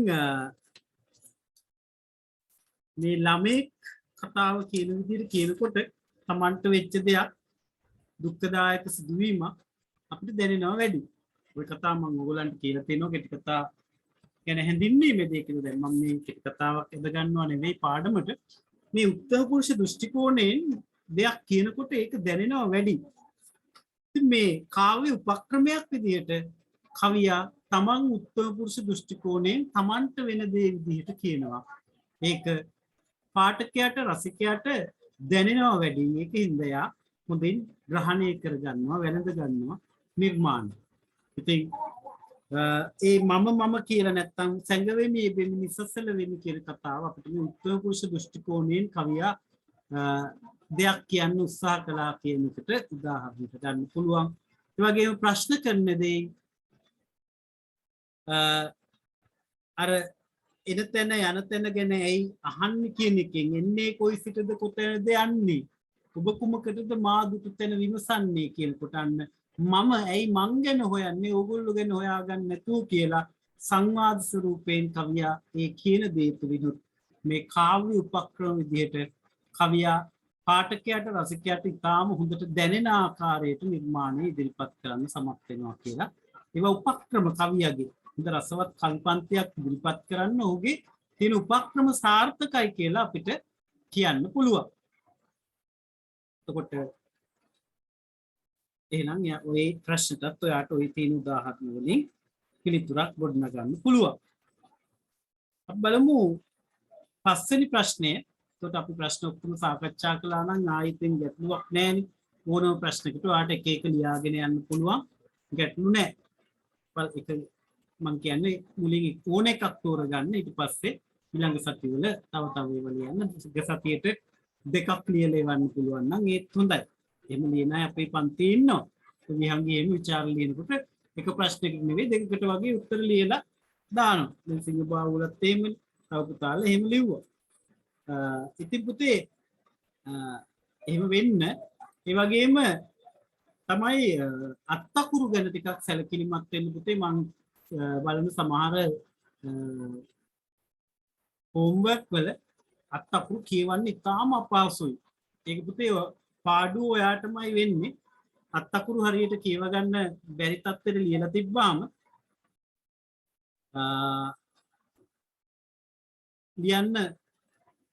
ලියන දේ ඔයා හරි දේ ලිව්වත් කියවන කෙනාට ඒක තේරුම් ගන්න නැත්නම් තේරෙන්නේ නැත්නම් කියව ගන්න බැරි නම් අපැහැදිලි නම් ඔයාට ලැබෙන ලකුණු ටික ලැබෙන්නේ. ඒක මේ සිංහල විෂයට විතරක් බලපානව නෙවෙයි. ඔයා ලියන රචනා ප්‍රශ්න විදියට ඉතිහාසෙ වෙන්න පුළුවන්, විද්‍යාවේදී වෙන්න පුළුවන්, ඕනම විෂයකදී ඔයාට ලකුණු ලැබෙන්න තියෙන ලකුණු ටික ලැබෙන්නේ අපැහැදිලි අත්තකුරු හින්දා, කියව ගන්න බැරි කම හින්දා. ඒක හින්දා සමහර දරුවන්ගේ අකුරු ගැන තව දුරටත් සැලකිලිමත් වෙන්න බලන්න. අපේ ගෲප් එකේ ළමයි හෝම්වර්ක් දාලා තිනවා. සමහර අකුරු print කළා වගේ තාම ලස්සනයි. ඒ වගේ පැහැදිලි එක ඉරක් නැහැ, කපපු තැනක් නැහැ. ඒ කියන්නේ පිළිවෙලයි. මම නම් කියන්නේ නැහැ දැන් මොකද නැත්තම් මේ කෙනෙක් දෙන්නෙක්ගේ නම් මං කිව්වා කියලා තව අය තරහ වෙන්නත් පුළුවන්. ඒ වගේම සමහරුන්ගේ අකුරු තාම පැහැදිලි. අර විද මහත්තුරුන්ගේ අකුරු වගේ විද මහත්තුරු බේස් සීට්ටුව ලිව්වා වගේ කියව ගන්නම බෑ. මම සමහර තැන්වල ලියලා ඉති පැහැදිලි අත්තකුරු ලියන්න කියලා. ඒ තත්ත්වය ඔයාටයි පාඩු වෙන්නේ පුතේ. ඔයා දන්නවා හරි පිළිතුරක් ලියනවා.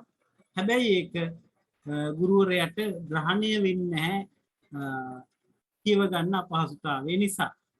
උන් සමහරට තරහ වෙන ගිය වෙලාවක බැලුවා නම් එහෙම ඕලෙවල් විභාගයට ගිය කෙනෙක් පේපර් මාකින් ගිය ගුරුවරයෙක් තරහෙන් බලන්න ගියොත් එයා මොනාරි ගෙදර වයිෆ් එක්ක පිටුපු රණ්ඩු වෙලා ආවේදා කියලා කියන්න බෑනේ. ඒක සාමාන්‍ය සිදුවීම් නේ. ගෙවල් වල නිකන් පාවෙන පීරිසි යනවා හිටපු ගම නේ. ආසෙ විතරක් නෙවෙයි විශ්වය විතරක් නෙවෙයි පාවෙන පීරිසි ගෙවල් වලත් එන උඩින් යනවා. වලම් මුට්ටි උඩින් යනවා සමහර තැන්වල. ඉතින් ඒක සාමාන්‍යයි. ඒ වෙලාවක එහෙම උදේ කේන්ති ගිහිල්ලා පාසල් නැත්තම් ප්‍රශ්න පත්‍ර බලන්න ගිය ගුරුවරයෙක්ගේ අතින් කියව ගන්න බැරි අකුරු තියෙන එකට ලකුණු බිඳුවක් දාලා නිකන් ඉන්නත් පුළුවන්. ඒ කියවන්න බෑනේ. තරහත් එක්ක ළමයා ගැන තරහ යන්නත් පුළුවන්. ගෙදර තරහත් එක්ක එහෙම වෙන්නේ කොහොමද නෑ වෙන්න පුළුවන්. ඉතින් ඒකින්ද පුතේ ඔයා ලස්සන පැහැදිලි අකුරු ලිව්වනම් සමහරට අර තරහෙන් ආපු කෙනාගේ හිත නිවිලා මෙච්චර ලස්සනට අකුරු ලියන්න පුළුවන්, මෙච්චර පැහැදිලිව ලියන්න පුළුවන් ළමයි ඉන්නවානේ කියලා ඔයාට සම්පූර්ණ ලකුණු හම්බ වෙන්නත් පුළුවන්. විචාරේ ලකුණු 15න් 15 වෙන්නත් පුළුවන්. නොදී එහෙම නොදී ඉන්න කියලා කොතනවත් කියන්නේ හරියටම ලියලා නම්. නැත්නම් 10න් 10 වෙන්න පුළුවන්, 9න් මාර වෙන්න පුළුවන්. ඉතින් අන්නේ දේ ගන්න ඔයා පැහැදිලි අකුරු නම් ලියන්න ඕනේ. මම නම් නොකියුවට දැන් පුතාලම බලන්න ඕගොල්ලන්ගේ අකුරු පැහැදිලි නැතිකම ඔයගොල්ලන්ට ලොකු අවාසියක් වෙනවා. ඔයගොල්ලෝ හිතන්න එපා කොහොම හරි අමාරුවෙන් ගුරුවරයා හැම ගුරුවරයාම කියවලා ලකුණු දෙයි කියලා. ඒක යාගේ ගුරුවරයාගේ ඒ වෙලාවේ මානසිකත්වයට බලපාන්න පුළුවන්. ඒ ඔක්කොම එකතු වෙනවා අවසානයේ අපේ ප්‍රතිඵලයට. අපි මේ මහන්සි වෙන්නේ 10 ඉඳන් ඕලෙවල් වලට සිංහල නම් සිංහල එකක් අනිත් විෂය මොකේමනේ. ඒකක් කියන්නේ අමාරු දෙයක් නෙවෙයි. හැබැයි අපි පැහැදිලි පිළිසිදු අකුරු ඒකට යම් ආකාරයකට බලපාන. ඒක අතෑර ගන්න එපා. දැනුම ඔයාට තියෙද්දි අකුරු හින්දා ලකුණු කපාගෙන අපරාධි ගන්න පුළුවන් ඒක B එකට C එකට යන්න එපා. හරි. අපි බලමු එහෙනම් පුතේ පස්වෙනි ප්‍රශ්නේ. කවියා අජීවී පරිසරයට සජීවී බවක් ආරෝපණය කරමින් තම පද්‍ය පන්තියේ සාර්ථකව ඉදිරිපත් කරන ආකාරය විමසන්න. අන්න අජීවී වස්තුන්ට සජීවී බවක් මොනේ මුළු කවි පන්තියම දෙන්නේ නේද?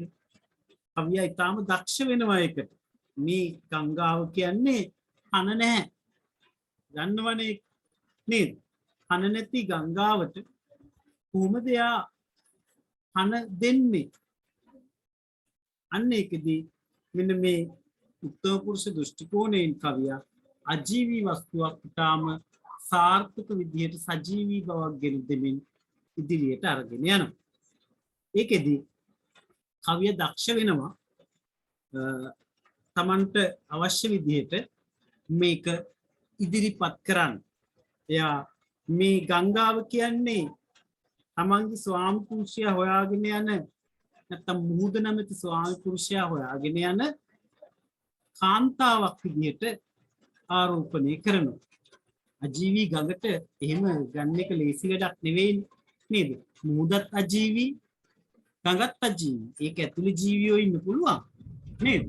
හැබැයි මේ සබාදහමේ තියෙන අජීවී වස්තුන් සජීවී බවක් ගේන්න පළවෙනි කවියෙන්ම දෙවෙනි කවියෙන්ම උත්සාහ කරන අපි දෙවෙනි කවියකට හොඳ උදාහරණයක් නේ. කවදා කොතනදී හෝ මහමුහුද හිමි හමුණු කෙනෙහි මා සතු බර උට දෙන්න. මේ උපමා විදිහට නෙවෙයි කියන්නේ කෙලින්ම තමන් කරන දේවල් විදිහට. ගංගාව කියන්නේ කාන්තාව, මුහුද කියන්නේ පුරුෂයා කියලා කෙලින්ම භාවිතා කරනවා. අන්න අජීවී බවට සජීවී බවක් දෙන්න මේ ඒ වචනේ විදිහට උත්තම පුරුෂ දෘෂ්ටි කෝණයෙන් භාවිතා කරන්න කවිය සමත් වෙලා තිනවා. කවි පන්තිය සාර්ථක වෙනවා ඒ ආකාරයට. උදාහරණයක් ගත්තොත් අපි මේ අජීවී බවට සජීවී බවක් දෙන්න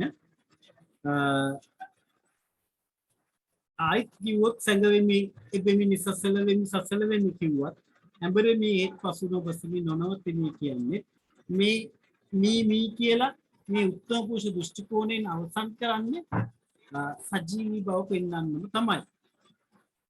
ඒ වගේම කවි පන්ති පුරාම මේ බව එයා සනාථ කරනවා. සජීවී බව දෙන්න සෞන්දර්යාත්මක වස්තුවක් මේක ගංගාව කියන්නේ. ගංගාවට පරිසරයක් සබාදහම නිර්මාණ. එතකොට මනුෂ්‍යත්වයේ මේකට කැටි කරලා සජීවී බව ගේන්න මිනිස්සුන්ගේ තියෙන හොඳ නරක දේවල් එකතු කරලා ඒ වගේම මනුස්ස ජීවිතයේ යථා ස්වરૂපේ මේ මරණය ගැන කතා කරලා නේද? ජීවිතේට මරණයට වයසක් නැහැ කියන එක කියන්න කවිය ඊටාම දක්ෂ ලෙස සමත් වෙනවා. ඒකට අර ඉස්සෙල්ලා කිව්වා වගේ මී අඹ කිරල මාදම් ගෙඩි ලදරුවේ ඇකී හෙලා හඬවයි සැඩ සුළඟරයි සුලිමද කැරට මින් ඉඳුලින් ගැඹුරු දියේ සමහර තැනක ලස්සන මල් පැතුතියේ කියන මේ කවිය අපිට ගන්න පුළුවන් මේ සජීවී බව දක්වන්න. මේ ඒ වගේම ජීවිතයේ යථාර්ථය ගැන කියන්න, මනුෂ්‍ය ස්වභාවය ගැන කියන්න, ජීවිතේ මනුෂ්‍ය ජීවිතේට මරණයට වයසක් බලපාන්නේ නැහැ කියලා කියන්න. සජීවීව ඉදිරිපත් කරන්න. අර ලස්සන මල් කැකුළු කියන්නේ මේ ළමයි පොඩි ළමයි කියලා රූපක භාවිතා කරමින් සජීවී බවක් ඉදිරිපත් කරන්න කවියා සමත් වෙනවා. මේ තමයි නිර්මාණ කරුවගේ දක්ෂතාවය. ඉතින් මේ අපි එකම කවි ටික නැවත නැවත මම කියන්න අවශ්‍ය නැහැ. ඒ ආකාරයෙන් එච්.එම්. කුඩලිගම කියන කවියාගේ මේ ගංගාවේ සංගීතය කියන කවි පන්තියේදී ඔයා විශේෂයෙන් මතක තියාගන්න ඕන. ඔය ਵਿਚාර ලියද්දී මේක කවි 15ක කවි පන්තියකින් කවි 7ක් අපිට තියෙන මුල් කවි පන්තියෙම නෙවෙයි. ඉතින් ඒ 7ේදී කවියා ඉදිරිපත් කරන උත්තර පුරුෂ දෘෂ්ටි කෝණය තුලින් ඔහු ඉදිරිපත් කරන මෙන්න මේ ගඟ කතා කරලා කියන විදිහට ගඟ ලවාම කතා කරවලා අන්තර්ගතයේ පාඨකයාට රසිකයාට ඉතාම හොඳින් දැනෙන ආකාරයට ගෝචර වන ආකාරයට කවිය ඉදිරිපත් කරනවා. උත්ප්‍රේෂ අලංකාරයේ භාවිතා කරනවා. ඒ වගේම කවියා අංශ කීපයකින් මේක නිරූපණය කරන්න උත්සාහ කරනවා. ගංගාව සෞන්දර්යාත්මක වස්තුවක් විදිහට. ඒ වගේම ගංගාව කියන්නේ මේ සැමියා වෙත යන්න බලාපොරොත්තු වෙන බිරිඳක් විදිහට. ගංගාව බිරිඳ නම් මුහුද සැමියා විදිහට ඉදිරිපත් කරනවා. මේ අපිට ਵਿਚාරෙදී අනිවාර්යයෙන්ම අපි ලියන්න ඕන කාරණා. මේ ප්‍රශ්න පහ හෝ ඊට අමතරව වෙන ප්‍රශ්නයක් ආවත් මෙන්න මේ දේවල් ටික අපි මතු කරන්න ඕනේ. ඒ වගේම මනුෂ්‍ය ජීවිතයේ යථා ස්වરૂපය ඉදිරිපත් කරන්න සමත් වෙනවා. ස්වභාවයේ ඉපදීම මරණය ඒ වගේම මිනිස්සු මේ මරණයටපත් වෙනවා කියලා දැනදැනත් ඇයි එතෙන්ට යන මාර්ගයේ නැත්නම් මරණය ඉපදීම ලෙඩවීම මරණයටපත් වීම කියන මේ දුක නැති කරගන්න ඇයි උත්සාහ නොකරන්නේ කියලා කවිය ප්‍රශ්න කරනවා. ඒ අනුව ජීවන දහමක් කවි පන්ති පුරාම ඉදිරිපත් කරන්න සමත් වෙනවා. අනිත්‍ය පුවා දක්වනවා නැතිවීම මේ සියල්ල නැති වෙන සුළුයි කියන එකට මරණයට වයසක් බලපාන්නේ නැහැ කියලා අන්න මේ සියල්ල ඉදිරිපත් කරන්න සමත් වෙනවා කියලා ඔයාගේ ਵਿਚාරේ මේ ප්‍රශ්න මේ පාඩම ඇසුරින් ලියන ඕනම ਵਿਚාරකට මෙන්න මේ දේවල් කරුණු අපි හොවා දක්වන්න ඕන. රූපකාලංකාරයේ තියෙනවා කවි පන්තියේ. ඒ වගේම සංකේත භාවිතා කරනවා අපි වට උදාහරණ කිව්වා ඉස්සෙල්ලා. මල් කැකුළු ඕලු කෙකටිය මල් වියලි කොළ වගේ සංකේත භාවිතා කරනවා. ඒ තැන රසවත් කරන්න කියන්නේ යන අවස්ථාව රසවත් කරන්න. ඒ වගේම සිව්පද ආකෘතියෙන් එලිසමය ආරක්ෂා කරලා තියෙනවා. සමුද්‍ර ഘോഷ වින්ත භාවිතා කරලා තියෙනවා. මේ දේවල් ඔයාලා විචාරේ මොන ප්‍රශ්නයකට උත්තර ලියන්න ගියත් මේ දේවල් එකතු කරලා ලියන්න පුළුවන්. ඒ වගේම සරල බස්වාරක් භාවිතා කරනවා. ඒ සරල බස්වාර තුලින් පාඨකයට රසිකයට කවි පන්ති ඉතාම හොඳින් ග්‍රහණය වෙන විදිහට මුළු කවි පන්ති පුරාම රසිකයා පාඨකයා බෙද තබා ගන්න පුළුවන් වෙන ආකාරයක් නිර්මාණය වෙනවා. ඒ වගේම සජීවී බව කවි පන්ති පුරාම තියෙනවා. අජීවී වස්තුන්ට සජීවී බවක් එකතු කරලා අලුත් බවක් එකතු කරලා නිර්මාණාත්මකව ඉදිරිපත් කරනවා. ඒ වගේම බස්වහර ගැන ගත්තත් භාෂාව ගැන ගත්තත් සරල සුදුම භාෂාවකින් මේ ඕනම කෙනෙක්ට රස විඳින්න පුළුවන්. කුඩා දරුවෙක්ට වැඩිහිටියෙක්ට උගතෙක්ට නූගතෙක්ට ඕන කෙනෙක්ට රස විඳින්න පුළුවන් සරල බස්වහර භාවිතා කරලා තියෙනවා කියලා ඔයාලට විචාරදී කතා කරන්න පුළුවන්. ඒ වගේම සංවාද ස්වරූපය ගැන කතා කරන්න පුළුවන්. මේ කවියා සහ පාඨකය රසිකය අතර නිරන්තර සංවාදයක් විදිහට මේ ගංගාව ප්‍රශ්න කරනවා පාඨකයගෙන් තමන් ගැන හොයනවාද අනුන් ගැන හොයන්නේ අනුන් ගැන හොයන අය තමන් ගැන හොයනවාද තමන් ගැන හොයනවා නම් ඇයි මේ ඉපදෙන මැරෙන ජීවන ගමන නවත්තන්න උත්සාහ නොකරන්නේ කියලා කවිය ප්‍රශ්න කරනවා. කියන්නේ චෙම්කුඩලිගම කියන්නේ මේ බෞද්ධ දර්ශනය ගැන හොඳ අවබෝධයක් තියෙන ඒ තුලින් අධ්‍යාත්මික සුවයක් ලැබපු කෙනෙක් විදිහට නිර්මාණකරයට පිවිසි කෙනෙක්. ඒ නිසා ඔහු ඒ තමන්ගේ අධ්‍යාපනයේ තමන් දන්න බෞද්ධ දර්ශනය පිළිවෙන්න අධ්‍යාපනයෙන් ලැබපු බෞද්ධ දර්ශනය තාම හොඳින් තමන්ගේ නිර්මාණ තුලින් ඉදිරිපත් කරන්න සමත් වෙන කවියෙක් සමත් වූ කවියෙක් කියලා අපිට විචාරෙදි ලියන්න පුළුවන්. ඉතින් ඒ පෙළ පොතේ ප්‍රශ්න ඔය පහ මම කියන්නේ පහටම ලියන්න කියලා. පහෙන් විචාර ප්‍රශ්න හතරයි තියෙන්නේ. ඔය හතරටම ලියුවත් අඩු ගාන දෙකකට හෝ තුනකටවත් ලියන්න. එහෙම වුණොත් ඔයාට ඔලෙවල් විභාගෙදී මේ ප්‍රශ්නේ මේ පාඩමින් ආවොත් නොලියා ඉන්න එපා. නොලියා ඉන්න එපා කියන්නේ කවි 7යි ඔයාට පාඩම් කරන්න තියෙන්නේ. මුත්තිලේ වගේ කවි 33ක් පාඩම් කරන්න නැහැ. 11ට ගියාම අමාවතුරේ තියෙන ගැඹුරු භාෂාව නෙවෙයි මේ තියෙන්නේ. ඒ වල තියෙන දේවල් උපුටා ගැනීම මතක තබා ගන්න ලේසි වෙන්නේ නැහැ. හැබැයි මේ සරල බස්වහරකින් තියෙන සරල කවි 7 පාඩම් කරගත්තොත් විභාගෙදී ඔයාලට ලකුණු 10න් 9ක් 9මාරක් හෝ 10න් හෝ ගන්නට විශ්වාසයෙන් කරගන්න පුළුවන්. ඉතින් ලේසි පාඩම් වල ਵਿਚාර අතාරින්න එපා.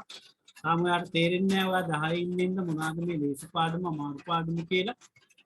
ඉතින් කවි පාඩම් කරන්න අමාරුයි කියලා අතාරින්න එපා. මොකද මේ වගේ කවි 7කින් මුළු විචාරයක් ගොඩ දාගන්න පුළුවන් අවස්ථාව මග අරගන්න එපා. අනිත් සමහර ලැබෙන කවි පාඩම් වල තියෙන ගොඩක් කවි වලට වඩා මේ කවි ටික ලේසි සරලයි සුගම බස්වහරින් තියෙන්නේ. මේ අවස්ථාව මග අරගන්න එපා. ඒකින්ද ඔයා අනිවාර්යෙන්ම ලබන සතියේ මට මේ කවි 7 පාඩම් දෙන්න ඕන. මම එදාට නම් කියනවා කැමරා එක ඔන් කරලා ස්ක්‍රීන් එක දිහා බලාගෙන කියන්න කියලා. මම බලන් ඉන්නවා පොත් බලනවාද කටපාඩමින්ද කියන්නේ කියන එක මට බලන්න පුළුවන්. සමහර පාඩම් එහෙම කරවන්න වෙනවා පුතේ නැත්තම් ළමයි පොත බලන් කවි ටික උදාහරණ විදිහට අරන් විචාර ලියලා මට එවනවා. ඊට විභාගෙට ගියාම ඒක කවි පාඩම් නැති හින්දා ලිව්වේ නැහැ කියලා ඊට පස්සේ කියනවා. ඉතින් වැඩක් නැහැ නේ උතකොට. කවි මේසෙන් කවි හතෙන් මේක කොට දාන්න පුළුවන් එකක්. කවි හතෙන් විචාර ප්‍රශ්නෙට කවි තුනක් ලියන්න තියෙන්නේ සංසන්දනාත්මක එකක් වුණොත් නේ හතරක් වෙන්නේ මේ පාඩමින් සංසන්දනාත්මක ප්‍රශ්න එන්නේ නැහැ. ඉතින් ඒකින්ද ලකුණු 10 ප්‍රශ්නයකට උදාහරණ තුනක් විදිහට දෙන්න ඔය හතෙන් තුනක් දෙන්න අමාරු නෑ. මේ කවි ඔක්කොම ඕනම ප්‍රශ්නයකට අහන ප්‍රශ්නයකට ගලපව ගන්න පුළුවන් කවි. ඒකින්ද ඕනනම් ප්‍රශ්නකදී ආයි කාව්‍ය උපක්‍රම කියන්නේ තව තැනක අජීවී වස්තුන්ට සජීවී බවක් දුන්නා කියලා හයි. නැත්තම් කවියා මේ ගංගාවේ සංගීතයේ කවිපන්තිය තුලින් ජීවන දර්ශනයක් ඉදිරිපත් කරනවා කියලා හයි. ඔය තුනට ගලපලා තව මොනවා හරි තමයි එවුත් ගන්න. ඒකෙන්ද ඔන්න ඔය ප්‍රශ්න තුන භාෂාව භාවිතය හරි කාව්‍ය උපක්‍රම ගැන හරි ස්වභාවික පරිසරයේ අජීවී වස්තුන්ට සජීවී බවක් දීම ගැන හරි කතා කරන්න පුළුවන්. ඉතින් අයියෙන් ගොරවනම වහිනවා මේ වෙලාවේ. ඉතින් අපි ප්‍රශ්න ටික සාකච්ඡා කළා. පෙළ පොතේ ප්‍රශ්න ඔයිට අමතරව තව එනවා නම් ප්‍රශ්න මොනවද කියලා. කීප දෙනෙක් මට කියලාම ලියුණා. මොකද දැඩි විදිහට රටේ වහිනවා කොළඹ ගාල්ල මෝරක් කියන පළාත් හැමතැනම අපේ පන්තිවල වැඩියෙන් ඉන්නේ අය. ඒත් අපි පැය දෙකකට බැරි වුණත් අපි විනාඩි 20ක් විතර තියෙද්දී මම පන්තිය අවසන් කරනවා පුතේ මේ ටිකක් වැඩිපුර හයියෙන් වහිනවා හින්දා මට හයියෙන් ඊට වඩා කෑ ගහලා කතා කරන්නත් අමාරුයි. පොඩි අනුතුරකුත් තියෙනවා කොච්චර උනත් ඇස් වෙලා ගොරවීමත් එක්ක විදිහට වීම එක්ක පන්ති කරන්නේ. අපේ කොටස අපි අවසන් කළා. ප්‍රශ්න ටික සාකච්ඡා කළා, උත්තර ටික සාකච්ඡා කළා. ඒ වාගේ යුතුකම තමයි අද අපි මේ කරපු අද මේ පැය දෙකට ආසන්න වෙලාවේ පන්තියට සහභාගී වෙලා හිටපු එකේ මේ විචාර ප්‍රශ්න වලට උත්තර ලියන එක මම මෙතෙන්ද කියන්නේ මොකක්ද අනිවාර්යෙන් ලියන්න කියලා. මේ 2 3 4 5 කියන ප්‍රශ්න වලින් එකකට හෝ මේ සතිය ලියන්න. ලියුවෙන්නද කියලාත් අග්‍රභානු අහනවා කමන්නේ පුතේ. මමත් පන්තියේ මේ වෙලාවේ අවසන් කරනවා. අද විතරක් මෙහිම වැඩි වර්ෂාව නිසා සාගෙරමින් ඉදිරියට ටීම් එක්ක අපි පාඩම අවසන් කළා. පාඩමේ ප්‍රශ්න වලට උත්තර ටික සාකච්ඡා කරගත්තා. ලබන සතියේ අපි හම්බ වෙමු අලුත් භාෂාව පාඩමකින්. අපි සාහිත්‍ය පාඩම් 10 ශ්‍රේණිය ඉවරයි. සියල්ල අවසන්. අපි පුනරීක්ෂණ විදිහට නැවත මේ පාඩම් ටික මතක් කරනවා. භාෂාව පාඩම් ටික අවසන් කළාට පස්සේ අපි දැන් හිටින් දැන් නොවැම්බර් මාසේ තුල අපි නැවත මේව මතක් කරනවා. දෙසැම්බර් පළවෙනි සතියේ ඉඳන් අපි 11 ශ්‍රේණියේ පාඩම් පටන් ගන්නවා. හරි නේද පුතාලා? අහන්න මොනවද ප්‍රශ්න තියෙනවද? තේරෙන දෙයක් මේ වෙලාවේ මේ පන්තිය ගැන හෝ මොනවා හරි දෙයක් නෑනේ. හරි පුතේ. එහෙනම් අපි ලබන සතිය හම්බ වෙමු. රාත්‍රී 8:30 සපෝදු විදියට මේ දවස්වල පුනරීක්ෂණ පන්තිය නෑ පුතේ. පාසල් පටන් අරන් ගුරුවරුන්ට පාසල් වලට යන්න වෙලා තියෙන හින්දා අපි සාමාන්‍ය පන්ති විතරක් කරනවා. නොමිලේ තියෙන පුනරීක්ෂණ පන්ති, උදේවරු පන්ති, සිංහල සහ ඉංග්‍රීසි දෙක නැහැ නුරාක්ෂර සහ මම කරගෙන ගියේ. එහෙනම් සුබ රාත්‍රියක් හැමෝටම. ආයුබෝවන්. ආයුබෝවන් සර්. අයවර්ත සුබරාත්‍රියක් සර්. thank you. welcome.